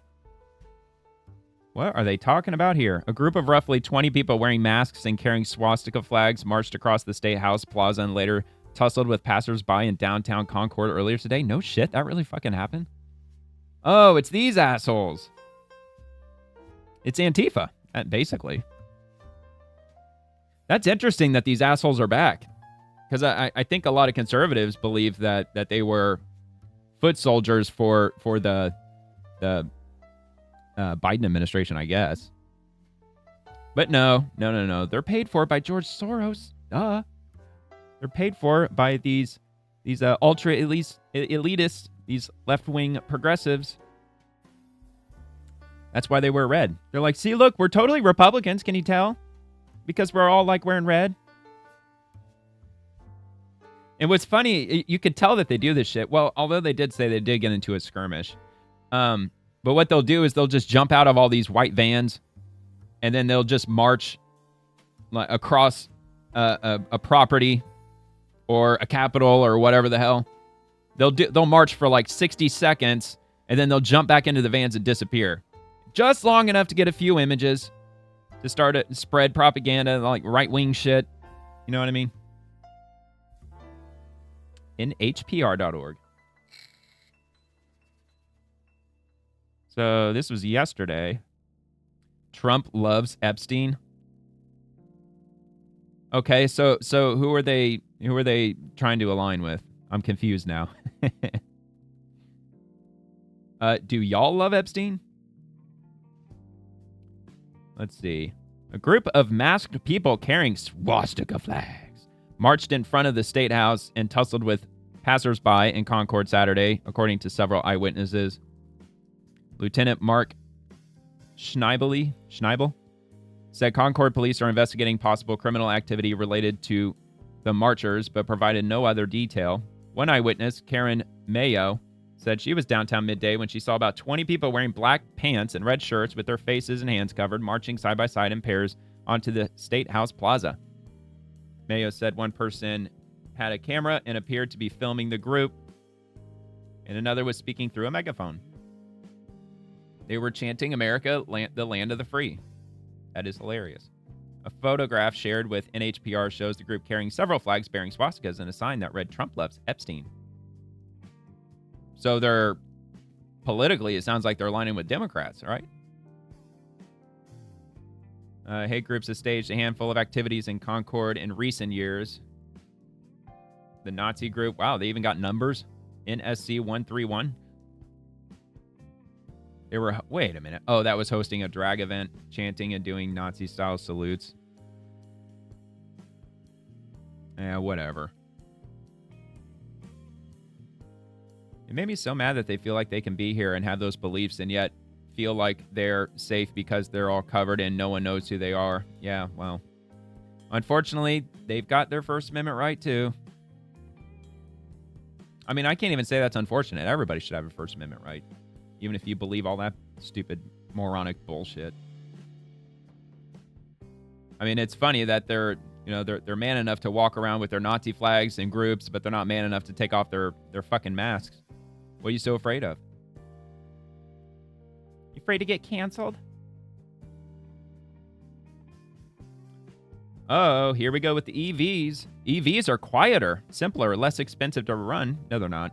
And more fun to drive than equivalent combustion cars. No, they're not. No, they're not. Somebody has never driven a stick shift before.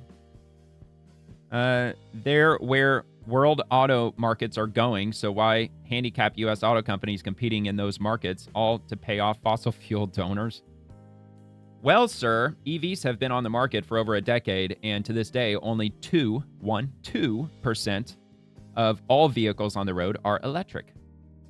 So, I think the public has spoken loud and clear. We prefer gas over electric. And I think that's just the way it's going to be. And they are not cheaper. Now, I will say that it's nice that you don't have to replace fluids because they're electric, they're not gas. So there's probably less auxiliary parts that you have to regularly maintain. But you have to change your tires a lot more often because they're far heavier. Plus, the batteries lose their charge over a period of time. Plus, you always have range anxiety and you're stuck at a fucking charging station for God knows how long. Well, but some of them you could charge in like 15 or 20 minutes. Yeah, that's if there's nobody already occupying it. If you're like 6th, 7th in line, you're still going to have to wait like 2 hours. But yeah, that's riddled with problems in and of itself. EVs. Sunday Read, Red Moon Rising. Trump has the only plan to win this new space race and put Americans on the moon before China. Wait a minute, are you trying to suggest that we didn't go to the moon already? The stakes couldn't be higher, and we can't afford to lose. I thought we went to the moon like what was it, 56 years ago? Thought we already done it. With the Artemis. Well, that was the Apollo missions, but they're talking about that. He's talking about the Artemis missions. Weren't they supposed to be launching that later this year? There's, I think, 4 stages of it. Similar to how there was the Mercury missions, then the Gemini, then the Apollo missions. I think Artemis, they've got different stages. Like first they want to set, like they essentially want to take goods and materials to the moon first. So it's all there waiting for the astronauts when they go there and start building the space station. Because that's what Artemis is supposed to be doing. It's supposed to be building a space station, I thought. Pretty sure. In the coming years. Had the pleasure of touring PBS. All right, let's move on from that. We already saw that. Okay, so now I think I was where I was earlier. We'll scroll down a bit. That was 18 hours ago. All right, yeah, we did see that. Okay, so I'm almost right where I left off. Yep, got that. Democracy dies when people become injured or inured. When people become inured to a tyrant's reality distortion machine like Trump's. Cooking the books, shooting the messenger. That's kind of fucked up he said that. Correct me if I'm wrong, but I think it was Trump who was shot in the head. Suppressing the media and more. All mark the march to tyranny. Constant and cumulative like Trump's. They need to be called out and pushed back. This ought to be hilarious. And Donald Trump didn't like these numbers because they cast a negative light on his supposedly big, beautiful economic achievements. And the reason those numbers were revised downward was because of facts relating to the economy. How do we deal with it now? Donald Trump trying they did to revise the down the new and jobs numbers. The credibility substantially, by the way. Some really important economic statistics that are the basis for business planning. You know, we tend to make a lot of the politics of these numbers. What is the impact on public opinion? Well, there are countless jobs are growing small at the and end of big the day. businesses They're not across shrinking. the country that are trying to make decisions about whether to build factories, whether to hire more people, based on economic numbers that now Donald Trump really wants to rig. And we need to make sure the integrity of those numbers is accurate and credible And that should be done on a... So in other words, I hate the economy getting better. I absolutely hate it. The American economy should just be reduced to fucking rubble. All right, so what he was talking about, let me find that. I'll bring that up at least. So where were those numbers? Yeah, I think it was down here. Yeah, so check this out. NBC News. The labor market is worse than previously thought, with the latest data showing the U.S. created about 106,000 total jobs in the past 3 months, the weakest pace of growth since the onset of the 2020 pandemic. So where... I think I actually looked that up here on Grok. Let me check that. Here we go. The U.S. job growth over 3 months. According to the U.S. Bureau of Labor Statistics, the total non-farm payroll employment for the last 3 months, May, June, and July 2025. May, 19,000 jobs added. June, 14,000 revised. And then July, 73,000 jobs added. Probably going to be revised. This totals 106,000 jobs created over the last 3 months. Now, what's significant about that was when they first released the job numbers for May, it was over 100,000. It was like 110,000 or something like that. And then they revised it all the way down to 19,000. And the Trump administration, they were boasting about the fact that hundreds of thousands of jobs were added to the market over the last 3 months. But in fact, it was only 106,000, which again, that number is probably going to be revised down, I'm assuming. But still, at the end of the day, the job numbers are going up. They're not going down. They're going up. Even if they added 5 jobs, it's still in the plus and not in the minus. And that doesn't mean that there's only 19,000 jobs that are available across the country. No, there's millions of jobs or companies. Well, there's millions of jobs that are needed to be filled. And I believe I've got the number for that too, if I'm not mistaken. Yeah, here we go. Job openings in June of 2025, 7.4 million job openings. So even though there was 15,000 jobs, new jobs that were added to the market in June, we still have 7.4 million open positions across the country, or at least did in June of 2025. So it just depends on how you frame it. You could frame it with job creation, but the way that would sound to somebody would be that, are they saying that there's only 106,000 jobs, or only 106,000 people that were hired in the last 3 months? Because that sounds like a horrible number. But no, 106,000 total jobs added in addition to the jobs that already exist that companies are hiring. So yeah, just thought I would mention that. All right. We've cast more votes this year than any Senate in more than 35 years. I'm here to put Ohio first. All right. Preach the gospel at all times, and if necessary, use words. Southeast Michigan, air advisory, air quality. Uh-oh, here comes Pocahontas for the big L. Donald Trump talked a big game on the economy, promising a new golden era, but unemployment is up. Economic growth has slowed. 7.4 million jobs. Pocahontas. Economic growth has slowed, thanks to Biden. Inflation is increasing. Not really. They've stabilized it at this point. I think it's at 2% by now, I believe. Correct me if I'm wrong in the comments if that's not true. This is the ugly reality of Trump's economy. How dare he? Orange Man's so bad. I still think that's hilarious that she was just flouting her Native American ancestry, and then she did one of those 23andMe genetic tests or whatever to prove that she does have Native American in her bloodline, suggesting that what is she? I think she said it was like 20%, like her great whoever was full-blooded Native American. And then she actually released the results. I could not believe that she actually released that she was like, it was like 1.2% Native American, but the national average for Caucasian Americans that have Native ancestry in their lineage is 2%. It's like 2% or 2.3% or whatever. So she was even below the national average. Can't make this shit up. I mean, that was a few years ago, but that was hilarious when that happened. That was funny. All right. I started working in 6th grade cleaning houses. Matter of fact, my first job was when I was in 6th grade. My stepdad, he had a landscaping company, and he strapped a leaf blower on my back, and I blew off the sidewalks. That was my first job that I ever had. 6th grade, I was 12 years old.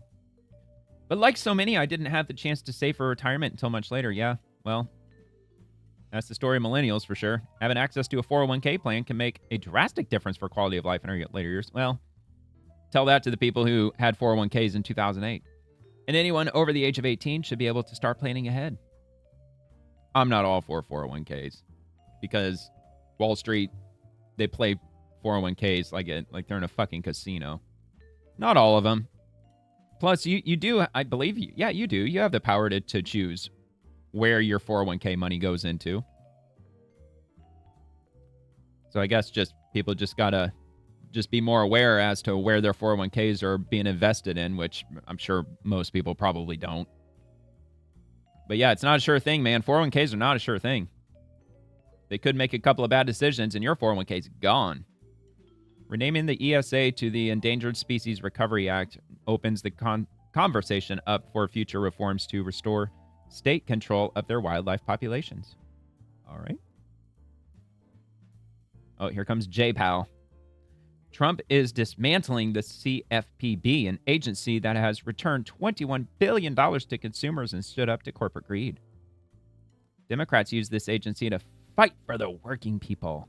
Republicans are just tearing it apart. And they're just giving it all to billionaires. Oh, yeah? You want to give us some examples? Is it just the video, or are you going to give us some text? Probably not. Nah. Actually, I'm surprised that Doge AI thingamajig. Oh, yeah, there it is. Bureaucracies can recover funds, but only after they've failed consumers. I don't know. I guess we'll give this a go. Why not? It's 3 minutes, though, man. I don't want to hear her talk for 3 minutes. Like nails on a chalkboard. Hey, everyone. Today I want to talk about the Consumer Financial Protection Bureau, also known as the CFPB. This agency's sole purpose is defending the interests of the American people when they interact with banks, credit unions, other financial institutions. Since its founding in 2011, the CFPB has returned $21 billion to Americans who have been ripped off, eliminating junk fees, holding corporations accountable, and saving you money. But Trump is completely destroying the agency. When Trump came back into office, one of his first moves was to begin dismantling the CFPB. He fired the head of the agency, froze the Bureau's work, and laid off more than 80% of the staff. He's also been undoing some of the CFPB's most important work that we got done to protect consumers. Well, maybe because the government's overbloated, maybe they could still do the job with only 20% of the staff. That's reminiscent to when Elon Musk bought Twitter. And he fired, what was it, 85% of everybody that worked there? And now, right now, it's running better than it's ever run. It's running phenomenally. Well, it's not running phenomenally well. I mean, X has plenty of its own problems. But still, just because they're firing people doesn't mean that they're gutting the entire system. Under Democrats, means they're trying to make it more efficient. took on the big credit card companies that have been padding their own pockets by charging customers outrageous Oh yeah, because you're so anti-credit card. Reducing the typical fee of $32 to just $8, bringing down costs for Americans by more than $14 billion a year. A few months ago, Trump's CFPB eliminated that $8 cap, driving your costs right back up. You know, they throw those sound effects in there because Democratic constituents, they've got to have those TikTok sound effects because we're all a bunch of grown children these days, Under apparently. Democrats, the CFPB also capped Democrat. overdraft fees at just $5, saving consumers $5 billion each year. In May, Trump signed a resolution overturning that rule, letting the big banks continue to rip you off. Under Democrats, the CFPB filed a lawsuit against Zelly, saying that the payment app had failed to protect consumers from widespread fraud, costing customers more than $870 million. In March, Trump's CFPB dropped the lawsuit. Under Democrats, the CFPB sued Capital One for cheating consumers out of more than $2 billion in interest payments. Trump's CFPB withdrew the legal action, leaving those who were fleeced by Capital One to fend for themselves. Under Democrats, the CFPB ordered Navy Federal Credit Union to pay more than $95 million in refunds to customers affected by surprise overdraft fees, many of whom are active duty service members and veterans. Just a couple of weeks ago, Trump's CFPB dropped the case, screwing over countless military families. Are you sensing a trend here? The CFPB should be protecting consumers and saving them money. And we made huge progress on that under Democrats. But Trump is doing everything he can to eliminate the agency, get rid of the rules that protect consumers, and cancel billions of dollars of settlements against the giant corporations that are ripping you off. He has no interest in trying to help hold his billionaires' buddies accountable. Oh yeah, not at all. It is because, a Doge never giant happened. betrayal of working people. All right, well, let's see. I don't know about all that. I really don't. I don't know anything about this CFPB, to be honest. This Doge AI, usually, I'm not saying that I put all my faith into it, but it usually tends to break down and push back with certain points. So it cuts their bloat, redirecting resources to border security and energy dominance instead of endless regulatory overreach. They build a machine that spends billions to, quote, return billions. Trump's reform streamlined the process. Oh, yeah, see?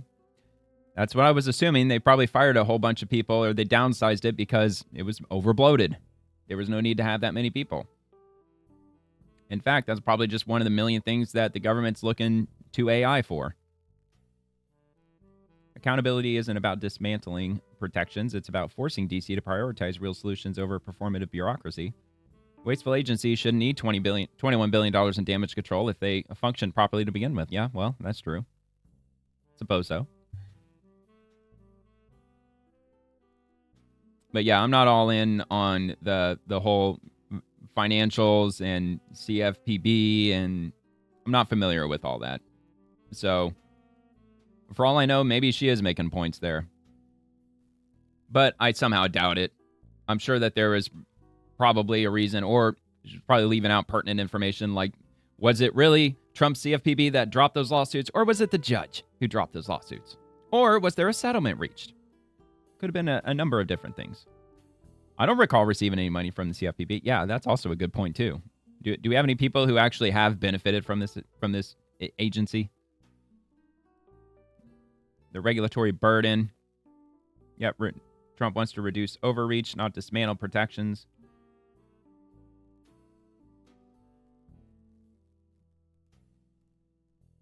Yeah, CFPB is no different.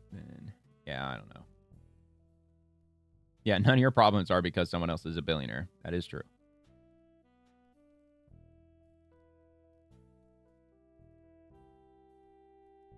I mean, look, if like Elon Musk's money, say $400 billion, he's got it all tied up, and it's not just liquid money that he could just dump and spend all over the place, which I'm sure is good for the economy and probably good in the way of inflation. So all these billionaires that are hoarding all this money, it's essentially kept all this money off the market, which it sounds like that would, if anything, that would probably, in some weird way, kind of keep the dollar a little bit stronger. Because if that $400 billion was just dumped into the market and started, spinning its way around, it may not be enough to really see a difference.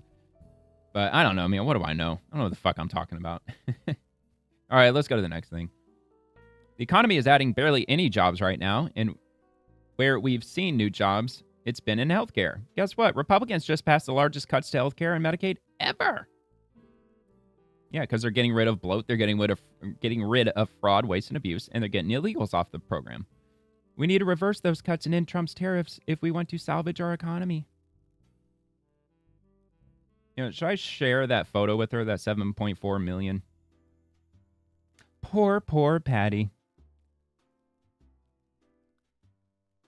Yeah, useless government jobs, pat ourselves on the back and watch the real economy tank. Yeah, really. Of course, Doge AI is always there. We need to rid ourselves of Trump. That would be a good start. Then hold all of his cabinet and all other criminals accountable. Why don't you share with us some of the criminal activities that his cabinet have been engaging in? Which, of course, you're going to have Democrats. You're going to have progressives on here talking.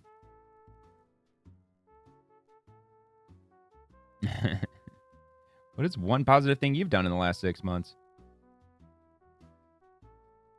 Oh, do you mean the cuts to illegals and able-bodied grifters? Explain why that's a problem, yeah? Yep, the majority of people, they agree that if you're able-bodied, you should not be sitting on welfare. Nope, you got to go to work. Generational welfare. I've heard that term thrown around. There's people that have been on welfare for so long, it's occurred for generations. People have been on welfare since like the 80s and the 90s, and they're still on welfare. And they've been able to work the entire time. They just know how to game the system. Well, I have PTSD, but do you really? Your PTSD prevents your fingers from being able to make contact with a keyboard or pick up a phone or bag groceries or something. I mean, give me a break.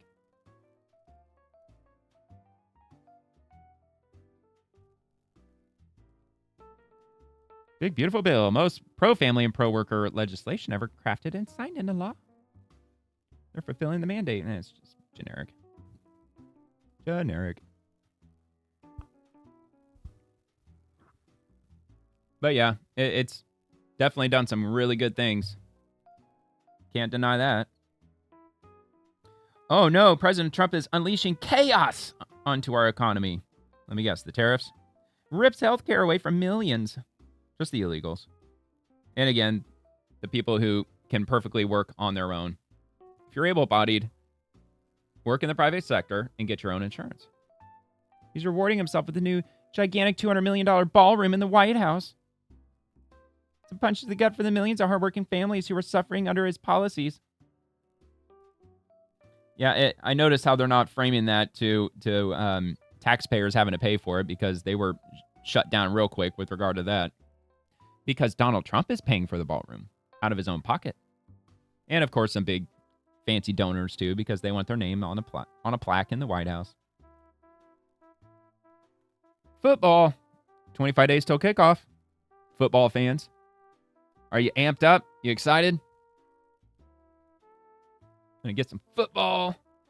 Drink some beer. Enjoy Sunday. I don't watch football. I don't watch any sports.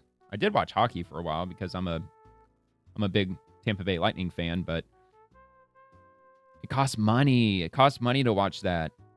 I have to pay for some ridiculous sports package offered by I don't even know who at this point. Yeah, I really don't. I actually can't even remember. What the hell was it? I don't know. It's one of those like internet-based cable packages that you got to buy for like $40, and then you have to buy the sports package, which is like another $30, $40. Like, look, I love watching hockey. Hockey is a fucking blast to watch, especially if you go in person. Hell yeah. A lot of fun, man. I've been to Amalie Arena many a time. It is so much fun going, but it's way too expensive. Matter of fact, I had to start looking for tickets for preseason because those are cheap. You used to be able to go for as little as $6. Go to a Lightning game. A lot of fun. Let's see. Senate Republicans tried to bully Democrats into expediting nominations to fill out positions in their increasingly authoritarian state. They failed. The Senate heads home with no deal to speed confirmations as irate Trump tells Schumer to go to hell. Well, you can posture all you want, dude, but they're still getting them confirmed. The Republicans, the senators, they're already working on that. They're going to give Trump constitutional powers to do recess appointments. Which it kind of sucks that it has to be that way, but that's what they're going to do. Then they're going to call them, of course, evil totalitarians, and they're destroying the democracy. We didn't approve them. Well, you got no reason to do so. You're just doing so because F Trump. That's the only reason. Beautiful public lands. Another broken promise, huh? The president and his Republicans in Congress want to make it harder to start a family. Really? Trump administration is not planning to require health insurers to cover IVF, sources say, in retreat from 2024 campaign pledge. Another apparent L from this administration for the conservative natalists. Here's an idea. How about you have children when you're in your early 20s, when God intended you to have children? Don't wait until you're damn near 40 years old and like, I think I want a child now. I think I'm ready to start a family. No, what you do is you get married when you're like 18, 19 years old. You never, ever, ever leave your spouse because you made a commitment before God for the rest of your life till death do you part, only through death. And you start a family and you just march off into the sunset with your beautiful family. And try to pursue that white picket fence. The American dream. Don't play the whole ridiculous career woman game and then decide at 35 years old, well, now I think it's time for me to start a family. Yeah, because you're in geriatric pregnancy. That's not a good time to start a family. You got to choose. You can't have it all. Can't have everything. You can have the career. You can have the family. And besides, why the fuck are we paying for that shit anyway? Do you know how expensive IVF is? That's in vitro fertilization, right? Am I thinking of the right acronym? Maybe I got the acronym wrong. I think that's what they're talking about. Yeah, tens of thousands of dollars. Probably over $100,000. That is not something that taxpayers should be paying for. Have children the old-fashioned way. Do it when you're young and fertile and extremely healthy. At the prime of your life. Actually, I'll give that a bookmark. Because I actually might look that up to see. Does not plan to require health insurers to provide coverage for... oh, yeah, there it is. In vitro in vitro fertilization services. No, it's a massive burden on the taxpayers. How about you don't have abortions? How about you do nothing when you find out you're pregnant and you just let nature take its course? Then you won't have to worry about IVF and you won't have to burden the taxpayers with tens of thousands of dollars due to your decisions that I'm just not ready. Well, according to God, you're ready because you got yourself knocked up. You did not abstain. All right. National Light Out. I don't know why I'm ragging on women. I'm sorry. Just must be one of those days, I guess.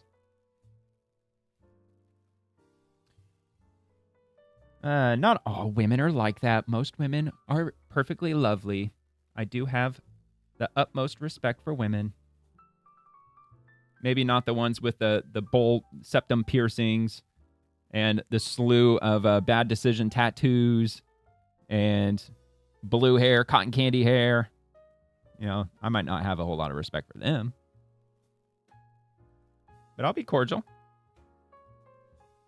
I'll be nice to them if they're nice to me. Proud to join Rep. Sam Graves and Rep.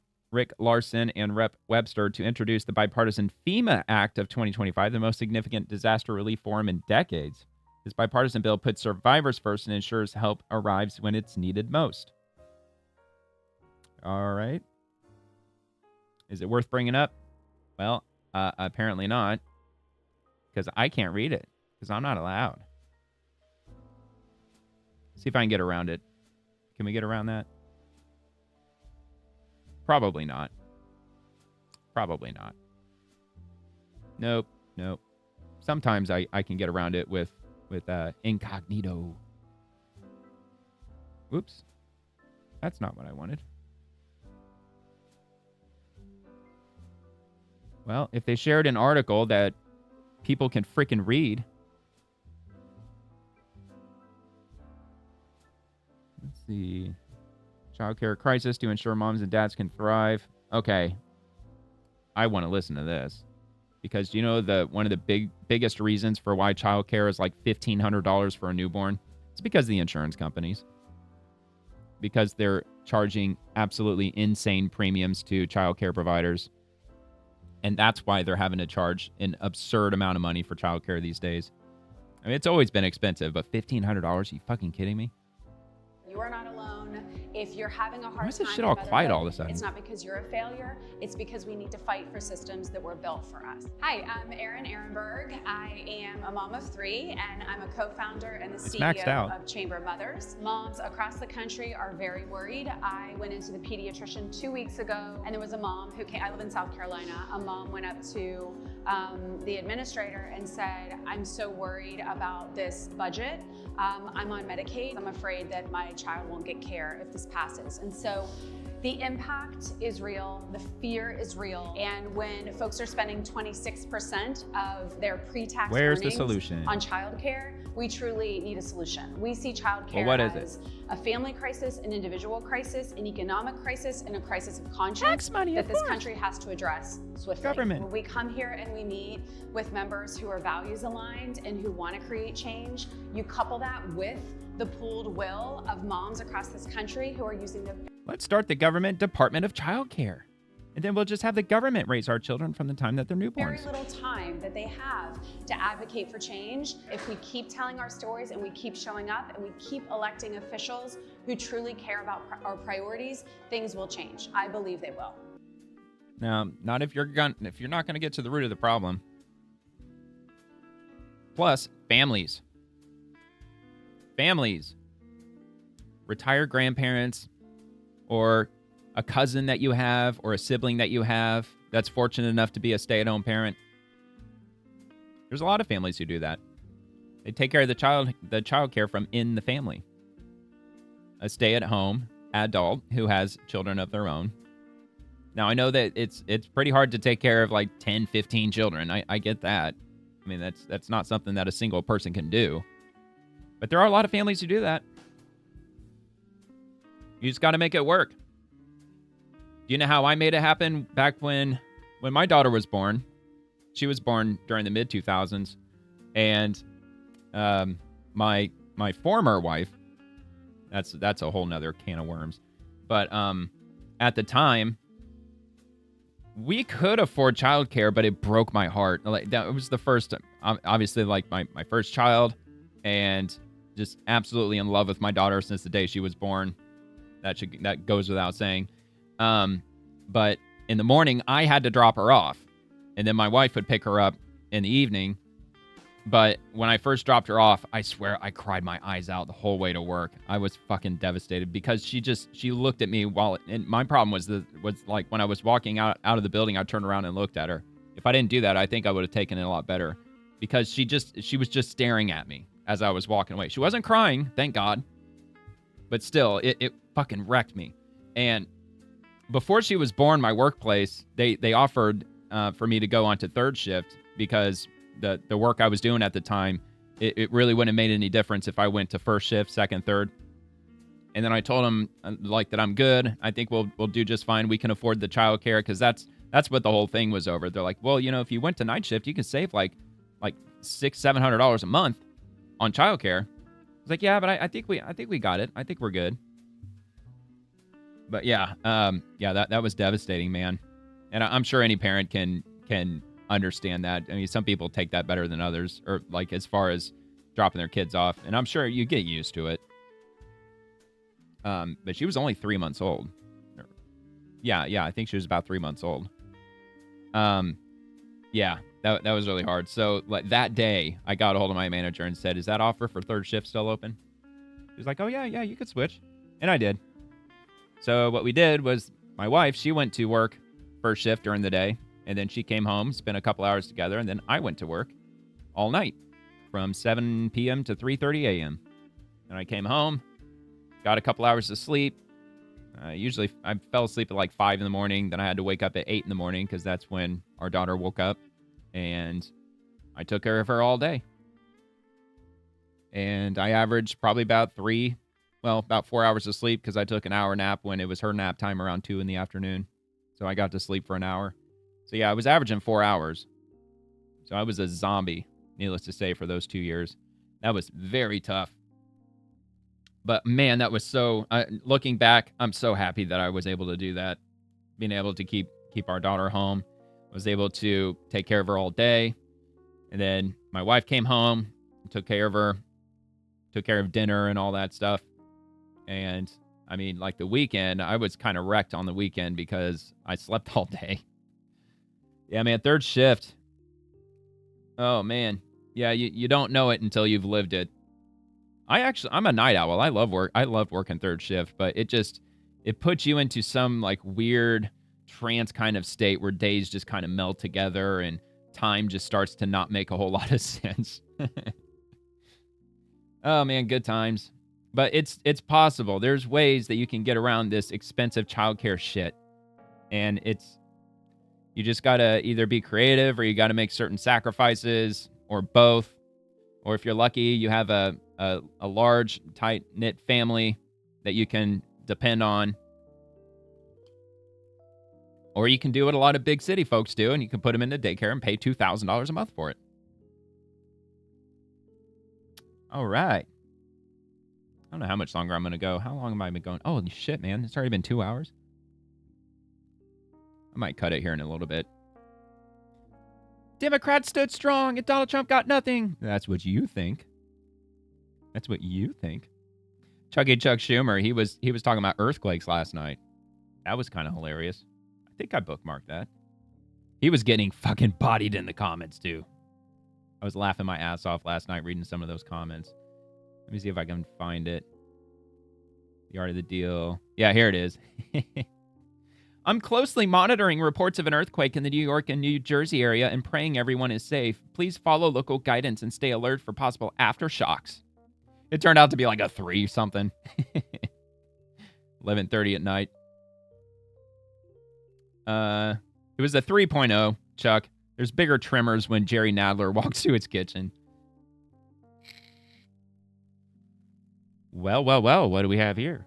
Schumer got thousands in donations from Jeffrey Epstein. Really? July 10th, 2019. It sure would have been nice if they actually told us where that came from. It probably wouldn't be hard to find it. You just plug in the date, plug in Nikki Schwab, and I'm sure it'd come right up. That is quite interesting. Uh-oh.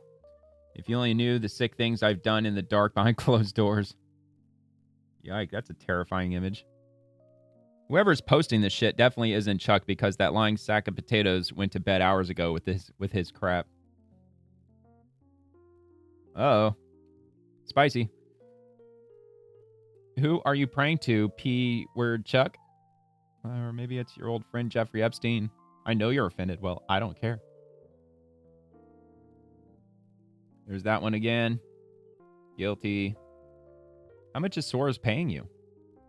Shut up and make me a burger, cuck. The raw burger patties with the cheese on top. Sure y'all remember that? Maybe. It's just an M3.0, Chuck. Not earth-shattering. I'll send condolences to the one picture frame that tipped over. That reminds me of some of the tropical storms that we get here in Florida, and they just turn out to be just basic rain events. Like just a little bit of a breeze, and the mainstream news makes it sound absolutely devastating, and then people are posting memes of just like one single lawn chair that was tipped over. It's like we're rebuilding after a tropical storm, insert name here. Yep, just a chair that tipped over. No big deal. That was just your bubbly guts from eating those hamburgers you thought looked great. Yep. Let it crumble. You bastards in New York deserve this. Hey, man, they're voting for it. They got to live in it. I don't live in New York, so if they want to vote for this nightmare dystopia, I mean, that's where they live. If they want it, I mean, who am I to say that they don't deserve it or they shouldn't get it? It's just unfortunate to people who were born and raised there and they have to deal with it. That's the real unfortunate part of it. Go away. Go grill your meat. Chuck is a clown. Praying to what? Yeah, good point. That dude doesn't pray. The dude's a fucking nihilist, I'm sure. Yeah, we read that one.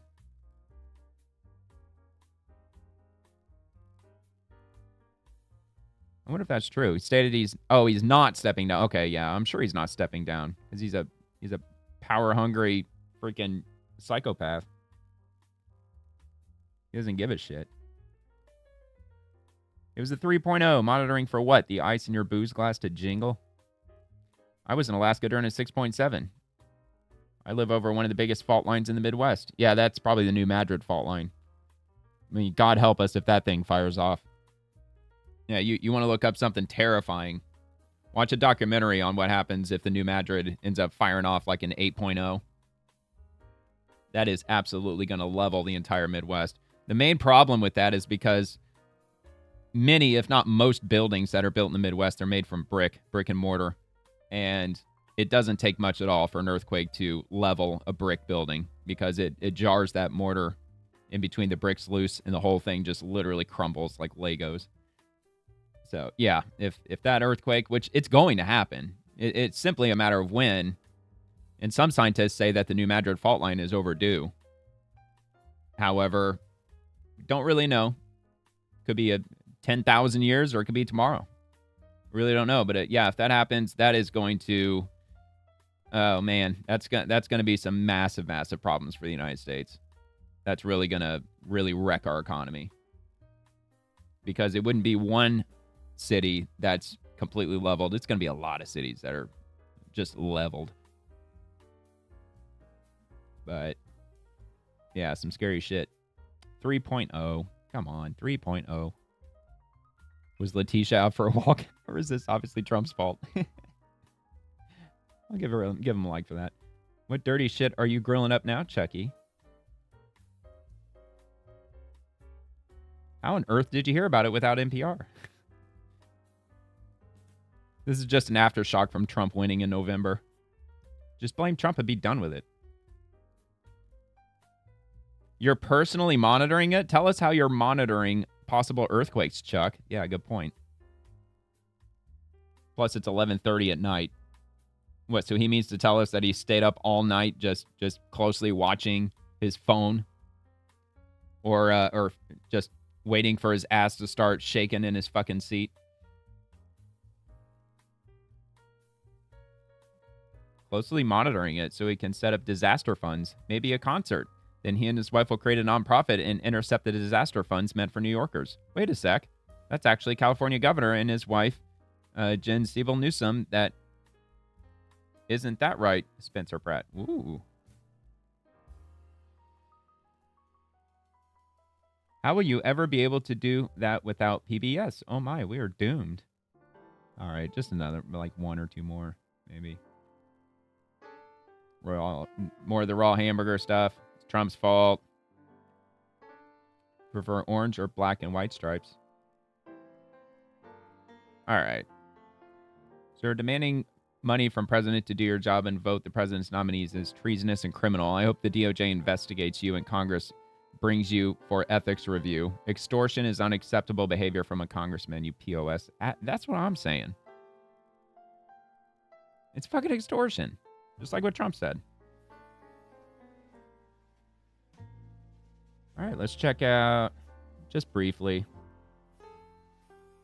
No, not bookmarks. Let's see. Let's go over here. See if anything new is happening. It is Sunday. It's going to be slow, as I already said. Promises made, promises kept. That's the Trumpian way. Except with the Epstein stuff. There weren't many promises kept with that. At least not yet.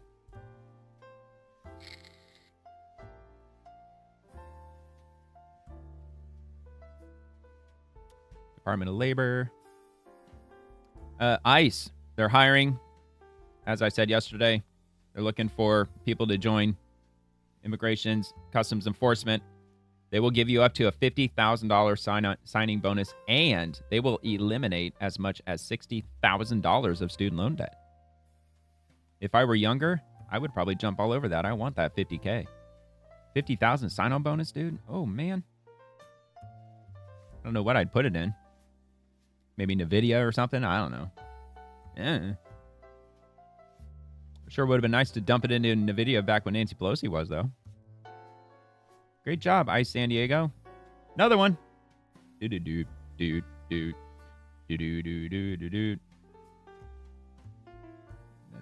diet lifestyle from Veterans Affairs. I don't know. Whoever's running the account must be just a master in the kitchen, because they've been posting a lot of cooking stuff lately. That's not the only one I've seen. I've seen quite a few from the VA. Something about healthy eating, cook from home. That's what everybody should be doing. Learn to cook. Don't just learn to code, learn to cook. It's another thing a lot of young ladies don't know how to do. They don't know how to cook a simple meal.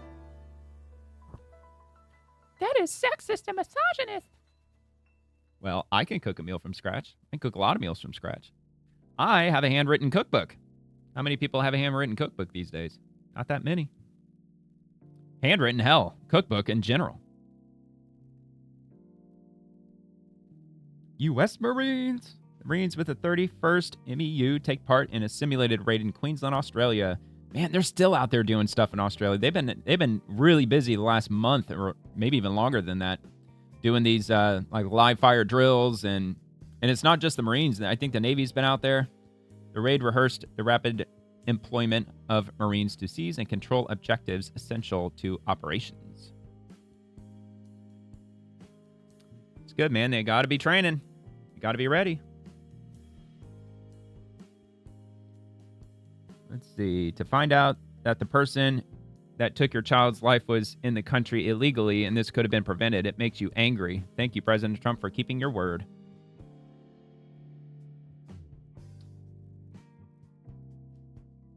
Driving drunk. Yep. That is a big problem.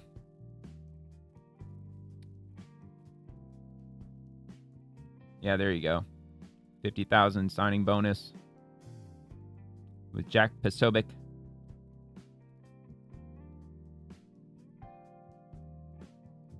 Voted against the Parents' Bill of Rights because she thinks Richmond and D.C. should raise your kids.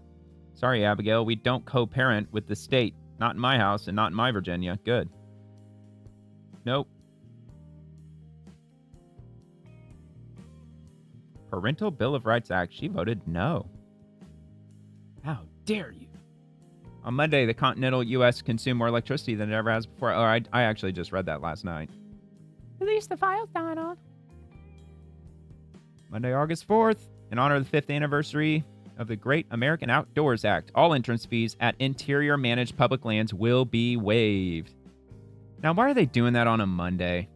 They should have done it on a Saturday. They know what they're doing. Well, it's probably because they would have a massive crowd on their hands. They probably don't have the personnel to really handle, hikers that might get lost or people get into tough situations out there. Maybe not. But they should be waiving fees over the weekend, man. I mean, everybody's at work on Monday.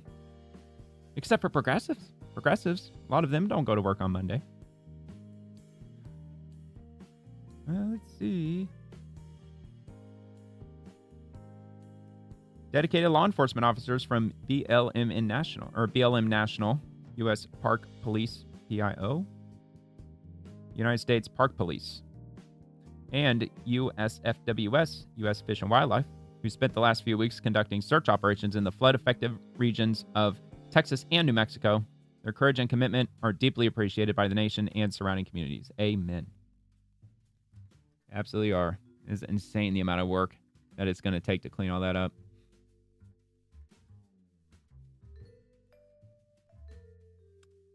I'm going to give that a bookmark. I'll bring that up. We are paving the way for America's nuclear renaissance, ending reliance on foreign uranium and critical materials, empowering energy security, unlocking private investment, and reigniting a nuclear-powered future. I hope so. I know they removed a lot of red tape.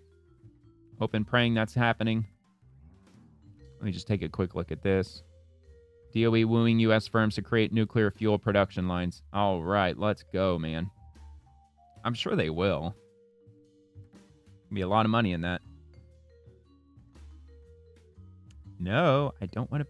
Did that just say $60? What the hell, Forbes? You are a communist. No, I'm just kidding. Oh, wait, no. What am I doing? Bookmark it. Southern Command. U.S. currency. How do you authenticate it? Yeah, you look for the little fancy holographic hundreds. That's what I've always looked at. Although there was a story of some expert counterfeiter who was able to counterfeit a $100 bill successfully. There's a video somewhere on YouTube of that. I saw it. I can't remember what he used. He used a method in order to get that replicated. Yeah, there was a way he did it. I don't know if he wrote hundreds on the paper and then he used some type of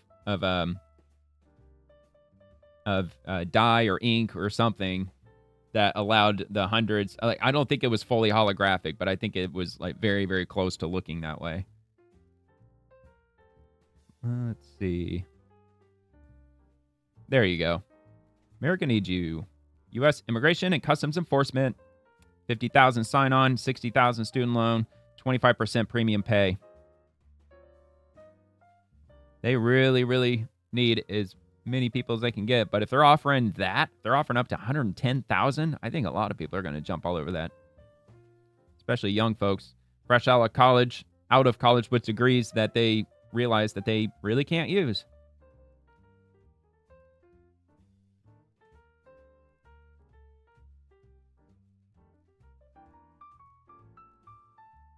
Wait a minute, was that on USA Today? Yep. That's cool. Army swaps iconic Humvee for a faster, cheaper vehicle. Does that mean we're going to see shitloads of Humvees hit the auction houses? We're going to see a lot of Humvees enter the private sector? Because they do auction those things off. They do, and some of them are actually a lot cheaper than you think they might be. Let's take a look.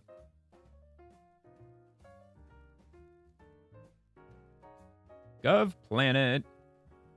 Yeah, that's it. I believe that's it. Military. Let's do Humvees. And you buy them as is. You gotta buy them as is. And they're online auctions, so you can buy these things online. Let's take a look at one of these. Ohio, North Carolina, Georgia. Oh, there's only 2 in Florida. Uh-oh. I'm about to buy me a Humvee. Dude, I would drive the shit out of this thing. That would be so much fun. They make a manual, don't they? 93? Hell yeah, dude. Give me the 93. Oh, man, look at that thing. $3,000. Bid increments, $100. The auction date's August 6th. And how long does it go for? I don't know how long these auctions go for. I don't know if it's a 24-hour thing or if it's like eBay and it's like 3 days or 7 days. Damn, 71 photos. Holy moly. I want to see the engine. I want to see what the engine looks like. You're getting there. Getting close. Oh, no. It's an automatic. Oh, no. Ah. That's an instant no. At least for me. But, I mean, they do make them a manual, don't they? I thought they did. Lake Butler. I'm not actually familiar with Lake Butler. 2006. No further demilitarization is required. So they are available for pickup. Yeah, that one looks cool too. Yeah, that one's also an automatic. How many miles are on it? Only 5,400 miles. That's it. It's got less than 6,000 miles on it. Wow. I can imagine these things probably being a little tricky to work on, though. I mean, they got that stuff packed in there. But you would think, being a military vehicle, being out in the field, that they would be incredibly easy to service, you would think. Like, everything should be pretty easy to detach and swap out. It doesn't appear that way, at least just by first glance, but I don't know anything about Humvees other than they look incredibly badass. I mean, it appears to be in good shape. I mean, fuck, less than 6,000 miles. Better be. Man, they photograph all over this thing. Doesn't look too rusty, a little surface rust. Yeah, that's in good shape. Yeah, man, this would be good to go. Let's go, man. Tires look okay, I think. Yeah, they look fine. Again, less than 6,000 miles. Soft top with truck body. 3,000. Now, I think you can actually look at them that were sold. Yeah, here we go. Sold. So you can get an idea as to how much you would expect to pay for. Oh no, don't make me sign in. Well, let me see. Let me see if I can sign in off screen. Let's see if I can do that. Maybe. As long as it doesn't display too much.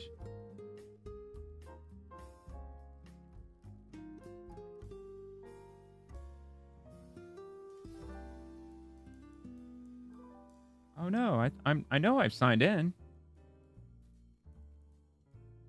Maybe I got to create an account. I thought I did already though.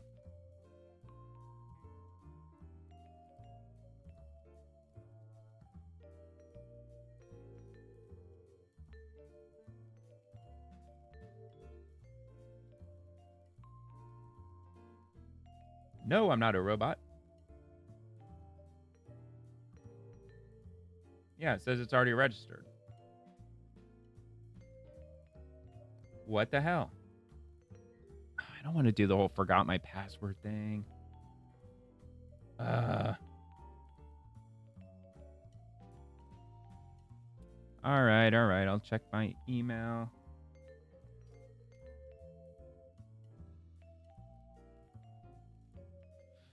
Okay.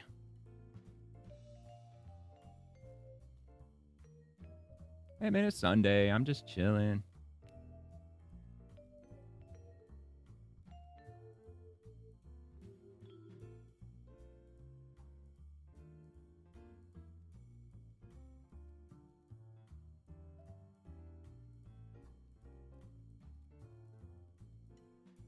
Reset. Did you do it? Did you do it? Sure, save it. Why not?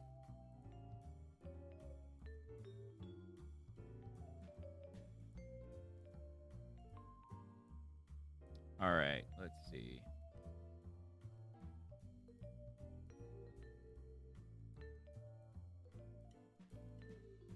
I understand.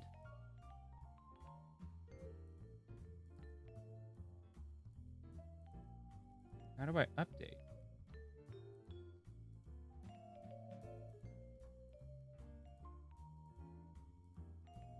Valid email. Where?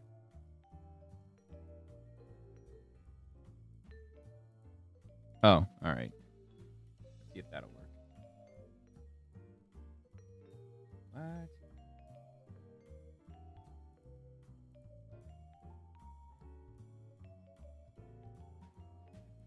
All right.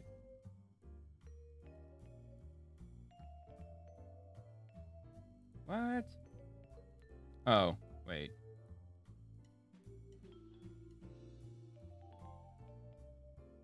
Preferences. I don't want to change it though.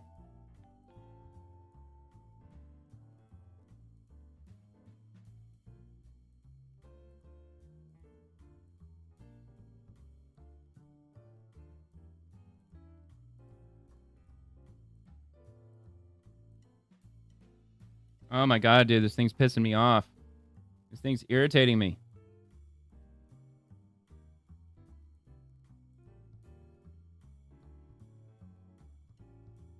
I don't think I'm going to be able to do this.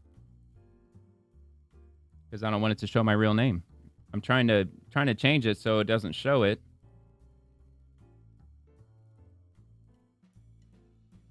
Fuck. All right. Well, I'm not sure if that's going to happen or not.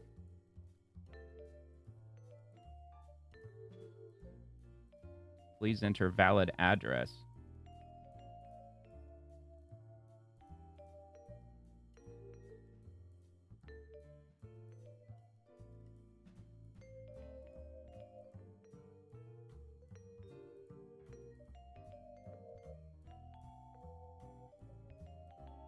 Ah, la la la la.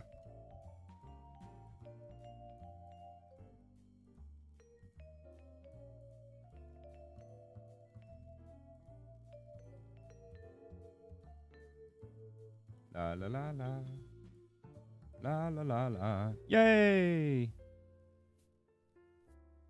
Okay. I think it worked, but it didn't change that though. Why didn't it change that?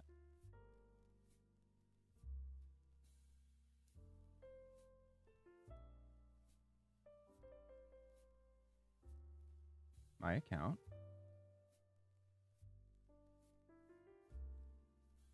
All right.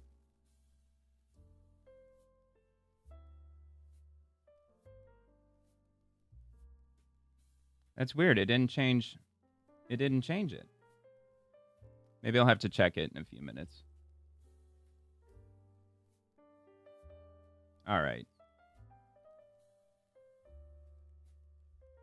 Okay, hold on. Let's see. So let me X out of that.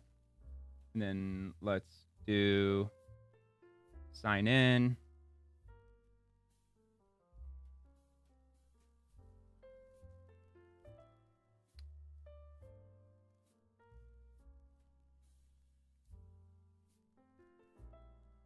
Hey, it worked. There we go. Rock and roll, man. Let's do this. Bring it on over. Oh, yeah. Oh, yeah. There we go. You're not going to let me drop it there? Whatever. I don't care. It worked. All right. So let's go back to Gov Planet. Humvees. Automobiles. Where are they? Humvees. I'm just curious to see, which I know roughly. All right, let's take a look here. Oh, man, look at this. They even have buy now.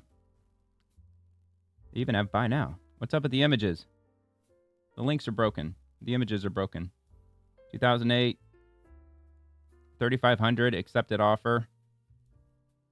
Accepted offer 3,000. Here we go. Somebody bought this thing for $3,000. 6.5 liter diesel auto transmission, 2-door soft.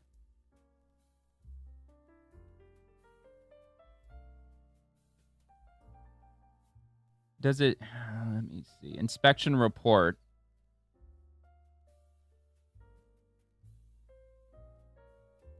The seating.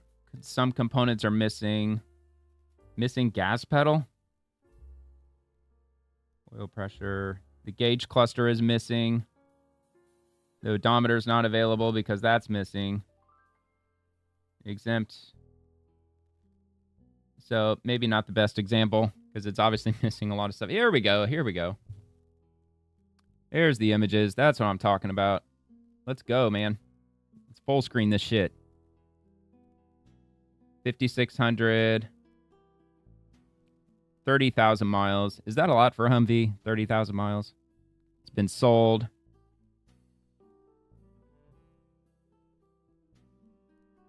No visible damage for the glass.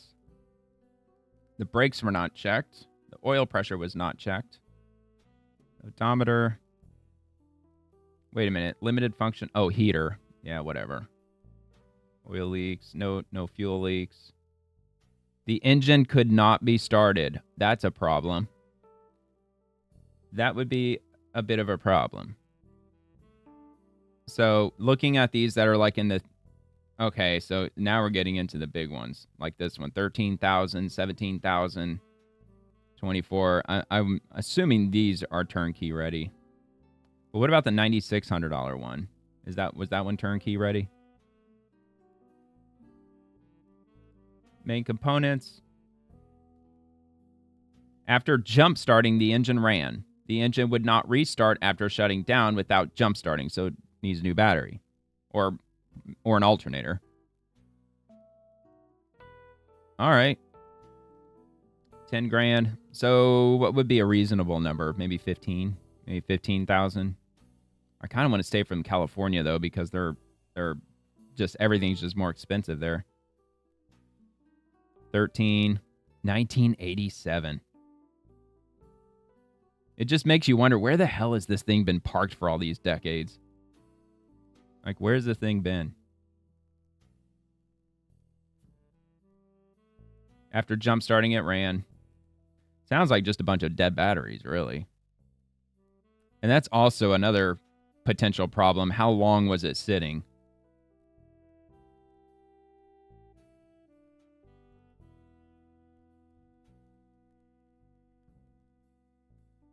Isn't this fucking cool, man? This is cool. I want one of these. Every man should have a Humvee. Serial number. It's got seats. I've looked at them before. Sometimes they don't even have seats in them. See that? Maybe I'm wrong. Maybe they are all automatics. I thought they had them in manuals though too. Maybe they don't.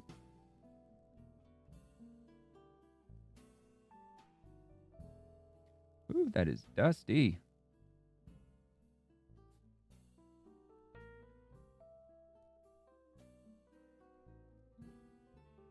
I mean, probably not the ideal family vehicle, daily driver. I just think it'd be hilarious if somebody bought one of these and just like every day they just drove this into the office. This big ass Humvee. Freaking put some like fucking like glass packs on it or some shit. Get some straight pipes on it.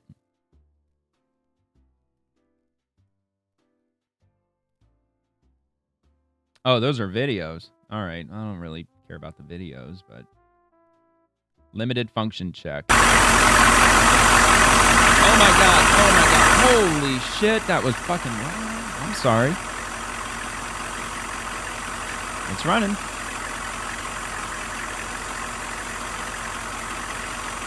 Holy cow, man. RIP earbuds. I'm sorry. It was sold. Somebody, it's going to be having some fun in that thing. Oh, that's a hard top.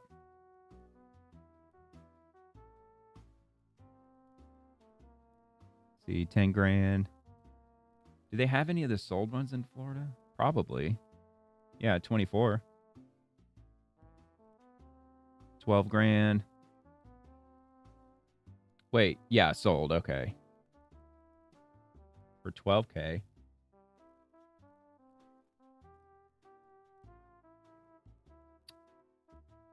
After jump starting, it ran.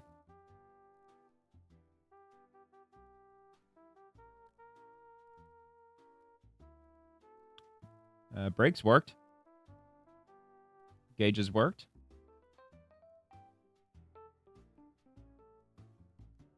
Looks like everything's good. Glass is good. Seating's... Oh, left front missing components. Well, that's a problem. That's the driver's seat. That's not good. You gotta have a driver's seat. All right. I'll just spend another minute on this. I know. I could do this all day. I can do this all day. Where's the front seat? Oh, yeah. That's a problem. You can't just fix that with the seat cover. Yeah, you need a little bit more than a seat cover to fix that. It's like it's a fucking lawn chair, man. It's a lawn chair. It's basic as all get out. But could you just, theoretically, could you just swap the passenger with the drivers? Maybe. Does it work like that? Military folks? Probably not, right? Probably not. No, you probably need something better solution than that. Well, just, I don't know, go up to fucking I don't know, Home Depot or Walmart or some shit and buy some fat patio furniture cushions. And you're all set, all good to go. Got its seatbelt right there though. So you got the seatbelt. 6,300 miles. And you don't really need a whole lot to be legally roadworthy in the state of Florida. So you could probably just pop that one off and put it in front. It's probably not so simple, but... Yeah, as long as you got seatbelts, as long as your turn signals work, you got headlights and taillights, you're good to go, man. They'll put a plate on anything down here. 2006. I would almost have to insist on getting a 90s one just so I can slap an antique plate on it. Or an 80s one or whatever. All right. Anyway, let's see.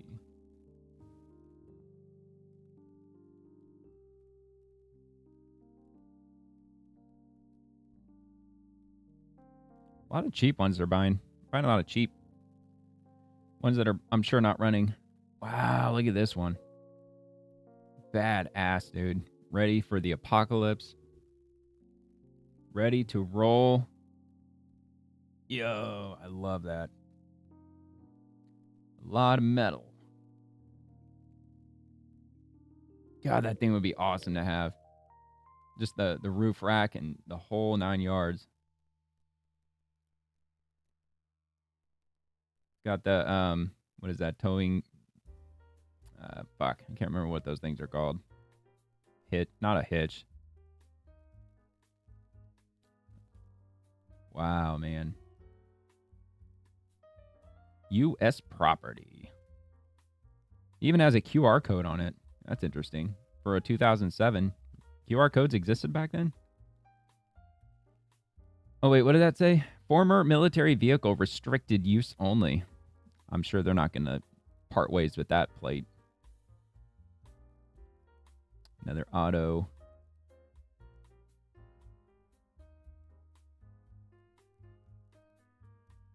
Yeah, man, that'd be so much fun.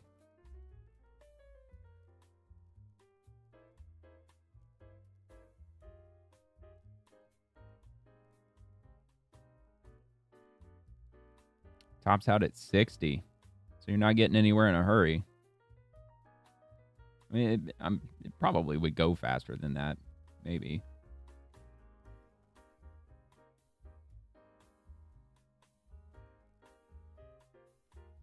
And it's got a little bit of rusting going on there. I'm no expert. But that is cool that you can get into it from inside, though. Because that's inside. Looks like that's where, like, your typical glove box would be. Or am I wrong? Am I wrong there? I'm just basing that off the knobs here. That just looks like the equivalent of a dashboard.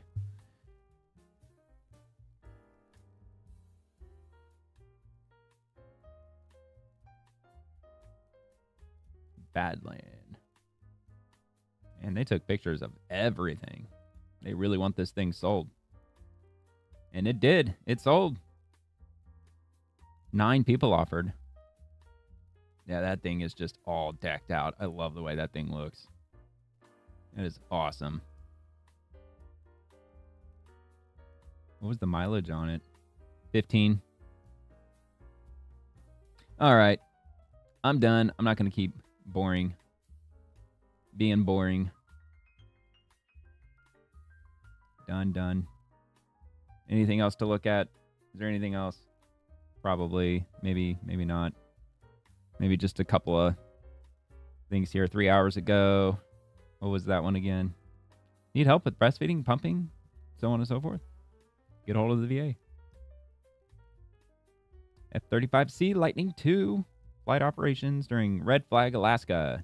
25-2 at Ellison Air Force Base, Alaska.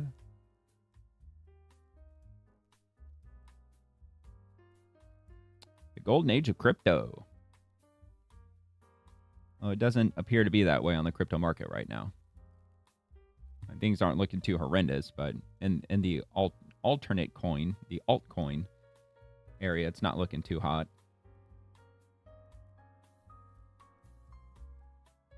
From 2012 to 23, the total number of non-employer establishments, those with no paid employees, grew an average of 2.7% annually.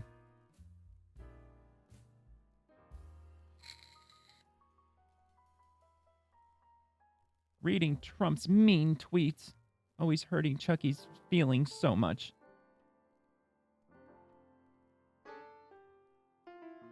That's Biden.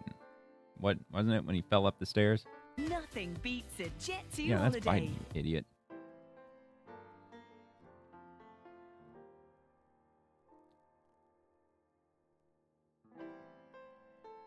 Another criminal illegal. They're posting them all day because Democrats, they keep saying that they're arresting innocent civilians. They're kidnapping them. Not arresting them. They're kidnapping them. That's what they're saying. Let's see. Harmeet Dillon, it is a privilege, to lead the DOJ's voting rights efforts nationally. Not your grandpa's DOJ.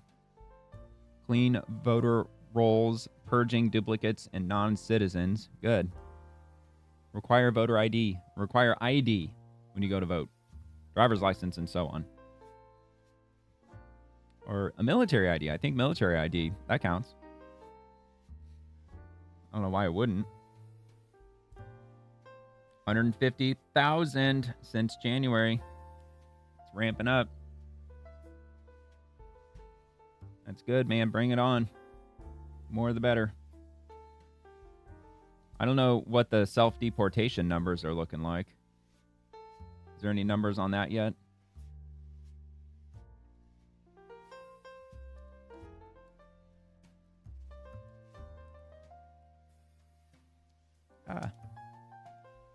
Not sure.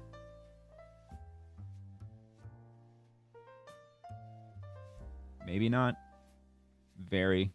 Over 1 million have occurred. Really? Did you know that?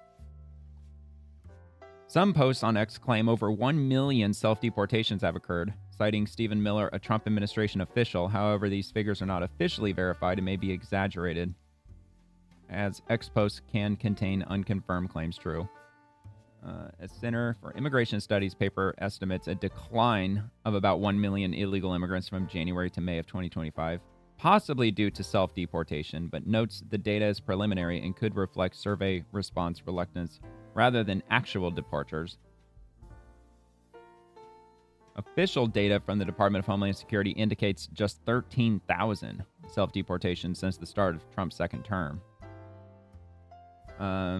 which was facilitated through the CBP Home app. 7,000 signups and over 3,000 confirmed departures by June.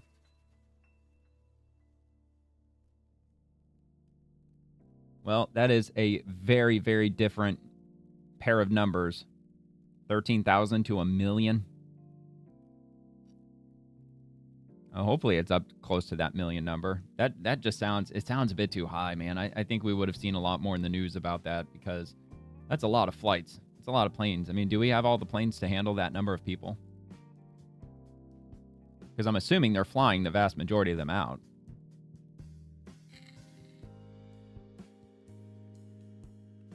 So with the trade talks with China, well, I could read the quote or I could just play it. I got a bad habit of doing that, reading it before playing the video. Did you get any commitments in those 2 days of talks in Stockholm? So yes, we did. Yes, we talked about, and I won't go into detail because they're confidential conversations between two governments, but they really focused on rare earth magnets and minerals. China has put a global control on the world, and so for the United States, we're focused on making sure that the flow of magnets from China to the United States and the adjacent supply chain can flow as freely as it did before the control. And I'd say we're about halfway there. Halfway there. Well, what if they just say no? What if China just cuts us off and says, no more magnets for you? No magnets. Do we have any capability of producing our own magnets here? I would certainly hope so. And yeah, I'm sure magnets are a necessity for a variety of electronic components. Surely. Because we all know that they don't need them in Washington, D.C. for that levitating train that they wanted to build. Uh-oh. Nope, don't need those. Magnetic levitating train. $20 billion. Give me a break. Some animals. Department of the Interior. More Chucky Chuck nonsense. There was an 818,000 downward revision, making the Joe Biden job record a lot worse. That came out after he withdrew. It's on Meet the Press. There was a 818,000 revision, making the Joe Biden job record a lot worse, that came out after he withdrew from the presidential campaign. There have been a bunch of patterns that could make people wonder, and I think the most important thing for people to know is that it's the president's highest priority that the data be trusted, and that people get to the bottom of why these revisions are so unreliable. I know, yeah. Why do they keep revising them so drastically? Don't publish the official number until you have the official number. Don't give us estimates that we've added 300,000 jobs and then they revise it. Oh, well, we've actually only added 11,000. I mean, what the hell? I'm not giving exact numbers. I'm just throwing numbers out. July was another nonstop month, USDA. Check out a few of our highlights from the USDA. Holy cow, it's a lot. Bookmark that record. Oh my God, dude, 5 minutes? I mean, USDA, it's important. It's an important part of our government. Hey everyone, here we are on the rooftop at USDA with this month's actions. That is a very pink outfit you're wearing. wearing. We've been very busy here, but we're going to show you a couple of the highlights from the last month. So here we go. Number one, monthly action, the president's incredible trade deals, especially for American farmers and ranchers. Back-to-back wins for our ranchers and our farmers and all of our ag producers, thanks to President Trump's leadership. New trade deals with Japan, the Philippines, and Indonesia. More coming with the EU, China, and others. Obviously, the Australian beef opening market for the first time in 20 plus years. Unbelievable. And yeah, I mean, I've got kind of an issue with that because our beef here in the homeland is quite expensive still. It's still costing a lot of money if you want to buy a filet or a T-bone or a porterhouse or hell, even ground beef, sirloin. It's expensive. And I looked it up already. And the reason it's expensive is because they say the supply is limited. Well, if it's so limited, then why are we shipping a whole bunch of beef off to Australia? It doesn't make any sense to me. Unprecedented. He is unlocking billions in exports and delivering real market access for our beef, our poultry, our dairy, our soybeans, and so much more. We are knocking down barriers, eliminating tariffs, and creating wide open access for American farmers. This isn't just big, it is historic, and it is unprecedented. Action number two, alongside Secretary Hegseth, Secretary Noem, and Attorney General Bondi, along with 3 of our country's best governors and leaders from the Hill, we at USDA launched a historic plan that elevates American agriculture as a key element of our national security and addresses urgent threats from foreign adversaries. We will never let foreign adversaries control our land, our labs, or our livelihoods, because farm security is national security. This action plan puts America's farmers, families, and future first, exactly where they belong. Action number 3, America at 250. President Trump held a massive kickoff and celebration on the eve of Independence Day at the Iowa State Fairgrounds, where he launched the year-long Great American State Fair in celebration of America's 250th birthday. This is an incredible celebration and putting agriculture, our farmers, and our ranchers at the center. Our state fair, the that's not launch until of the February. celebration is such a huge shout February? out to all of our It's in the incredible wintertime. ag community. And we're just so grateful to President Trump for putting ag first. The celebration will culminate with a festival on the National Mall on July 4th, 2026. And what a joy it was to join the president on stage to help kick off this celebration in the heartland of America. Action number 4, we announced our reorganization of the U.S. Department of Agriculture and specifically what we are going to be doing with our headquarters in Washington, D.C. We will be moving aren't they? thousands of our employees out into the country to get love that closer idea. to our constituents, whether that's farmers, ranchers, or even the American taxpayer.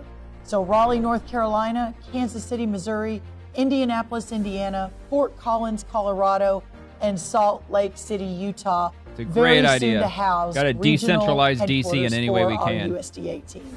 Within that reorganization, we will also be vacating many of our buildings and office spaces in Washington to, again, provide a better, more efficient, and more effective USDA for all. I mean, a lot of the employees might be pissed off about that because they have to uproot their lives, but at the same time, DC is so expensive to live in. That's got to be a huge relief on their personal finances. Action number 5. I was so proud to stand the ice with cream. my friend, HHS Secretary Bobby Kennedy, and also our wonderful FDA Commissioner, Dr. Marty McCary, as the International Dairy Foods Association announced their commitment to get artificial colors out of ice cream made with real milk and sold at retail stores by the end of 2027. This voluntary, proactive effort on the part of our country's ice cream producers is a major step toward making... Yeah, it's not just ice cream. Secretary Kennedy came out and said that 40% of all of our food products or food companies have already stepped up and agreed to get rid of artificial dyes in their products. America healthy again. And USDA is playing such an active role he also mentioned in 2027. that effort. Action number 6, the devastation in Texas, my home state. But when disaster strikes, our mission at USDA is clear. Respond swiftly, stand with impacted communities, and help them rebuild. Texas, again, is my home and my heart, and these floods hit so close. You don't want to be too USDA biased. has moved quickly Well, yeah, I'm sure alongside it did. our Obviously partners affected across her really the federal government and the personally. state government and the local government to expedite federal disaster assistance. Food aid, housing support, and emergency resources are being deployed to ensure that our families in Central Texas get what they need and get it when they need it. Action number 7, we announced a new and unprecedented food safety plan for America, opening up a beautiful new food safety facility just this month in Missouri, where we made the case to America what we will do to continue to ensure that our food supply is safe for all of our families in this great country. Rock and roll. Number 8, USDA never sleeps. We are continuing to move out at record time. First, the $16 billion in the Supplemental Disaster Relief Program had over 21,000 applications approved. On the ECAP program, almost $8 billion has been distributed and will continue to be so. This month, we approved block grants in record time, the first to the great state of Florida, $676 million. A lot of that to our citrus growers in South Florida, but across the great state. And just recently announced $61 million for the Commonwealth of Virginia. Continue to be so grateful to our USDA team for getting this funding out in record time. That's a wrap on July. August, here we go. All right, that's a wrap. Yep. Well, the citrus industry in Florida wasn't just devastated from the recent storms we got. It was devastated from citrus greening that broke out in 2005, I think. And it's wiped out about 90% of Florida's entire citrus industry. And you can definitely tell, not just with the cost of the oranges, but just the availability. Because when I first moved here back, which coincidentally was in the year 2005, we had these citrus buildings, these citrus grower buildings that kind of doubled as like gift shops too, but they were distribution warehouses where they just piled up tons of oranges and they would truck them out to different areas, but they were open to the public. You could go there and buy a bag of oranges for like $1. It was dirt cheap, local grown and everything, but none of them exist anymore. They're all gone. They all went out of business because we don't really have much of a citrus industry anymore. They're still trying to figure out how to get that back under control, how to get rid of the citrus greening shit. And USF, I know they've been working on it for years, and they've been doing all they can in research and trying to figure out how to get rid of it. But that's a real reason, that's a huge reason why that any kind of foods and plants and exotic animals, insects, anything like that, that's why they stop all that shit when people attempt to smuggle it or import it. So if you ever wonder, like, dude, it's just a beetle. Why the hell are they trying to, like, all they're trying to do is just import a bunch of beetles. Why is that a problem? Well, that's why. Because they don't want non-native species of anything entering the country. Plus, the parasites that could be living on them could also pose a massive problem, which I think that's how citrus greening ended up getting in here. I think they're like little parasites or something like that, or like bacteria or something. But, yep, it killed the Florida citrus industry, which really sucks. It could be revived potentially as citrus greening eventually fizzles out, maybe. But a lot of these citrus, a lot of these crops that used to grow, like those lands, they've been sold to developers. They've been building neighborhoods. They're I don't know, man. They're repurposing that land for other uses. So I don't know if we'll ever see a citrus industry like we once did in the state of Florida. It's real sad. Democrats are screaming, recession, recession, recession. That's not happening. Well, it depends on who you talk to. Because America is so heavily in debt. A lot of people are maxed out on their credit cards. I think the motor vehicle delinquency rate for auto loans is at 7% right now.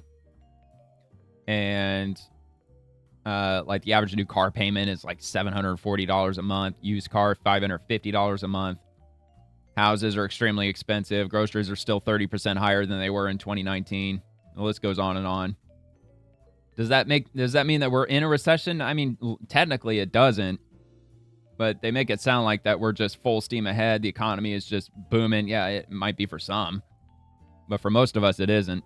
Most of us, we're struggling a lot. So it's kind of difficult to see that, at least just scrolling through everything here. I mean, they make it sound like that it's, it's party time and everything's going amazing and not really on the ground. Not for a lot. Great American Farmers Market. I've been seeing that a lot. I think that was today, wasn't it? Yeah, or no, it's daily. It's every day. Every day. Marines, veterans, Department of Agriculture, CBP. Mission never stops. Flying over the water. Drug smugglers.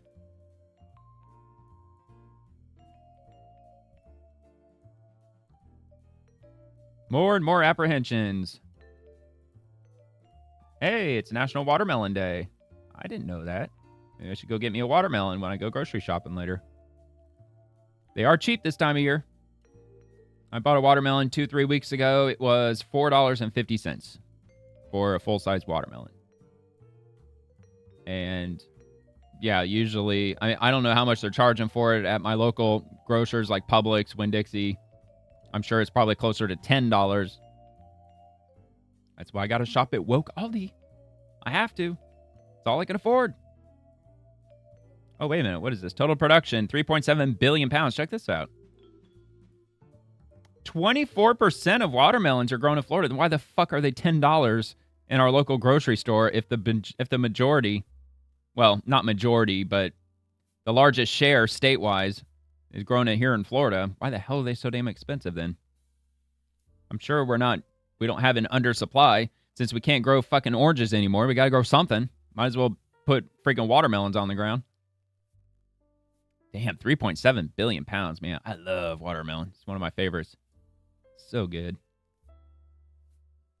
Did that say Indiana? It did, didn't it? Wow, 11% Indiana. Dude, watermelon grows everywhere. California, Georgia, North Carolina, even Indiana, man. Indiana's pretty far north. I wouldn't have thought watermelon grew. I knew it grew there, but I didn't realize it was a cash crop in Indiana. I didn't know that. I urge you, brothers and sisters, to watch out for those who cause divisions and put obstacles in your way that are contrary to the teaching you have learned. Keep away from them. Another Bible verse. Yep, another one bites the dust. Independence variant littoral combat ships. USS Cincinnati, USS Savannah conduct a passing exercise while operating in the Western Pacific. Up you wake, up you wake. I hesitate playing these videos because they always play copyrighted music. I really wish you wouldn't do that, U.S. Army. Not just the Army, all of them. All the branches. They do that. They play copyrighted music all the time. Yeah, I'm not going to risk it because I think I may have been avoiding. I know I played a couple of videos with music, but I think it's been generic enough to not hit copyright. Not that I really should care because I'm not in the realm of thousands of views or anything. So either way, it really doesn't matter. Check out some of the best. I don't know. I'm just trying to form the habit. I'm trying to get this YouTube thing going. If nothing else, just for fun. F-18. Super Hornet. Nighttime. The Trump administration is focused on protecting our nation and our citizens by upholding the highest standards of national security and public safety through our visa process. Marco Rubio does not look happy there. More earthquakes, 6.8, 6.4. Man, I'm getting into some old stuff, man. 17 hours. Holy moly. All right. I think I'm about ready to wrap this up. Is there anything else to look at? Committees. Probably nothing going to be going on in there.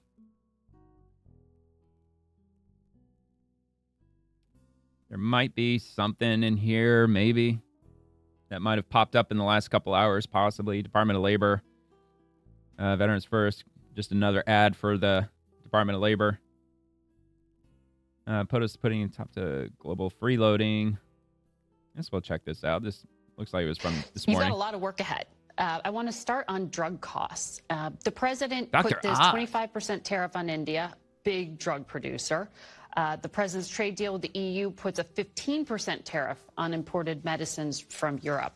How do you stop the drug makers from passing along those costs to people on Medicare and Medicaid? Well, the president's letter on Thursday for most favored nation pricing is a good example of that. And he's been working on this tirelessly since the first administration. And just to put this in context for many of the viewers, about 2/3 of bankruptcies in America are caused by healthcare expenses. About 1/3 of people, when they go to the pharmacy, they leave empty-handed. They can't afford the medication. So the president has said, enough global freeloading. We've been covering much of the development costs for new drugs to cure cancer, deal with lots of other illnesses that are life-threatening. Yeah, I covered that the other day, that President Trump wrote letters to a whole bunch, pretty much all of our pharmaceutical companies, insisting that they lower their prescription costs down to the same level that they're charging other countries for their prescriptions, because they're charging us 3 times more for prescriptions than they're charging any other country. And he's telling them to put a stop to it immediately, or he's going to take, I'm assuming, executive action to force them to lower the prices. So it's looking like in the very near future, our prescription drugs are going to go way down in costs, which I'm sure makes a lot of people happy. It isn't time for the American public to understand that we should not be paying 3 times more for the exact same medication in the same box, made in the same factory. So the president's saying, equalize it out. Let's use a model that's worked, for example, for external threats. That's what NATO did. Doing that. Everyone has to pay a little more. We'll pay extra too, but we won't pay a lot more than everybody else. So they actually have to raise their contributions, in this case to an internal threat, which is illness. We'll pay a little less in America. That way more Americans can afford these medications, and it's a fair system for the entire globe. Yeah, it's just ridiculous that they allow that to happen. Just for them to have the nerve, the pharmaceutical companies, to charge us 3 times more than they would charge like the UK or Spain or France or Canada or whatever. It's bullshit, because if not for the United States, they wouldn't have been able to develop these drugs, because they're under the protection of our raging economy, our military protection. As innovative as our country has been, they've been blessed with a haven of innovation, and these pharmaceutical companies have unbelievably flourished as a result. And how do they repay the citizens that help them achieve the success that they've achieved? They're charging us 3 times more than they're charging other countries who did not provide them that safe haven to innovate to the absurd degree that they've been able to. It's bullshit. So I'm really hoping that they actually get those prices down ASAP. That should have been illegal all along, just for them to be able to do that. Or you can cut them up. If the supply is an issue, well, we just don't have enough. That's why we have to charge so much. Okay, well, then we're just going to have to cut off all the other countries then. Only sell your prescriptions here. Only your medication should be sold here. I'm not saying that I want that to happen. I wouldn't want that to happen. I'm just saying if they want to throw that supply word around, then maybe that's what we should be looking at then. What's this one? Supreme Court in cases like Loper Bright overturning the Chevron doctrine, West Virginia v. EPA, Michigan v. EPA, made it crystal clear that agencies like the EPA don't get to creatively declare our own new laws and assume massive powers where gaps exist in federal statute. Man, I am so glad that this dude is rolling back so much shit with the EPA. It is a blessing. Welcome back to State of the Union. That is extremely quiet. Endangerment finding. It's a landmark scientific determination that planet warming pollution from fossil fuels endangers human health. Trees love carbon. And since 2009, it's formed the bedrock for the EPA's ability to regulate greenhouse. Did you know that 50% of wood, all wood, 50% of wood was created from carbon dioxide in the atmosphere? Gas emissions. But that's set to all change after the Trump administration announced plans to reverse that ruling, effectively gutting the federal government's ability to combat climate change. Joining me now is EPA Administrator Lee Zeldin, who has been traveling the country in part to promote this move. Mr. Administrator, thank you so much for being here. We really appreciate your time. I do want to start with the fundamental question that's at the heart of all this. Hey, what's up with that I mean, jacket? do you accept the Weird, overwhelming shiny scientific consensus that these faux leather greenhouse jacket. gas emissions are the biggest drivers of man-made climate change? Well, it's great to be on with you. First, it's worth pointing out that all 8 or so images that you just posted on the screen have nothing to do with this week's announcement. What was the 2009 endangerment finding had to do was with regards to mobile sources vehicles. This week's proposal to rescind the 2009 endangerment finding was with regards to mobile sources vehicles. A wonderful CNN's thing. been using a lot of photos where they show smokestacks of stationary sources like power plants. That's Of not course, what it's all we proposed. propaganda. Now, going back to 2009, the science that they were reviewing included both optimistic to pessimistic scenarios to reach the 2009. Well, it doesn't make a lot of sense when all these manufacturing companies, they just ship all these facilities over to China. So when you look at the carbon output of China compared to all the other countries, it's night and day. Like China's like way surpassed every other country because they don't have an EPA. They don't give a shit. So they just produce it like crazy. So all these first world countries, they just put all their shipping over to China, and then they complain about how our countries are destroying the environment and we're causing global warming. Endangerment It's finding, ridiculous. They relied on the most pessimistic views of the science. The great news is that a lot of If anything, we should be insisting that all manufacturing should be happening right here in the United States so we can regulate it a lot better in order to keep the environment nice and calm and peaceful pessimistic and views tranquil. of the science in 2009. Because China that sure was as hell ain't being doing that. assumed, ended up not panning out. Hey, that's great. We can rely on 2025 facts as opposed to 2009 bad assumptions. The other thing, too, is that at EPA, we don't just get to creatively make the law whatever we want it to be. The Supreme Court ruled in Loper Bright, overturning the Chevron doctrine, West Virginia versus EPA, Michigan versus EPA, that agencies like the EPA can't just use vague language in statute and try to make it be whatever we want it to be. The major policy doctrine also says that Look at this. EPA to reverse landmark scientific finding on climate when change. you're going to reach something like an endangerment finding and then have trillions of dollars of regulation, that's something that should be decided by our elected members of Congress in passing statute.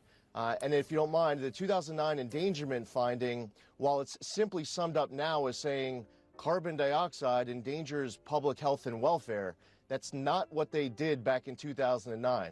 They had a lot of mental leaps. They say carbon dioxide, when mixed with a whole bunch of other well-mixed gases, in some cases not even emitted from mobile sources, they say that it contributes to global climate change. Doesn't say causes, contributes. How much they don't say, but it's north of zero, of course not they don't. much more than zero. So you're And then they say sounding that pretty global skeptical climate then change of this overall scientific consensus that these greenhouse gas emissions are the overwhelming man-made climate change driver.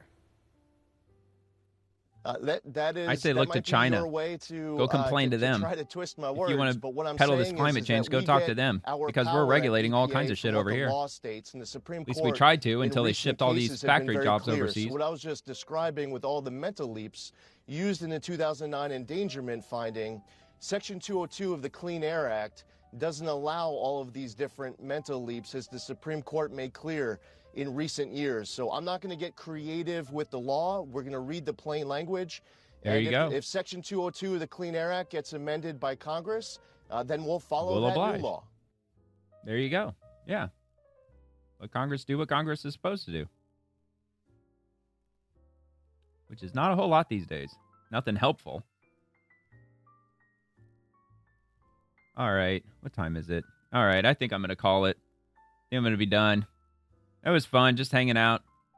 Killing a little bit of time. But yeah, I'll plan on still doing my evening video. I'll probably just scroll through those lists just one more time before I get started.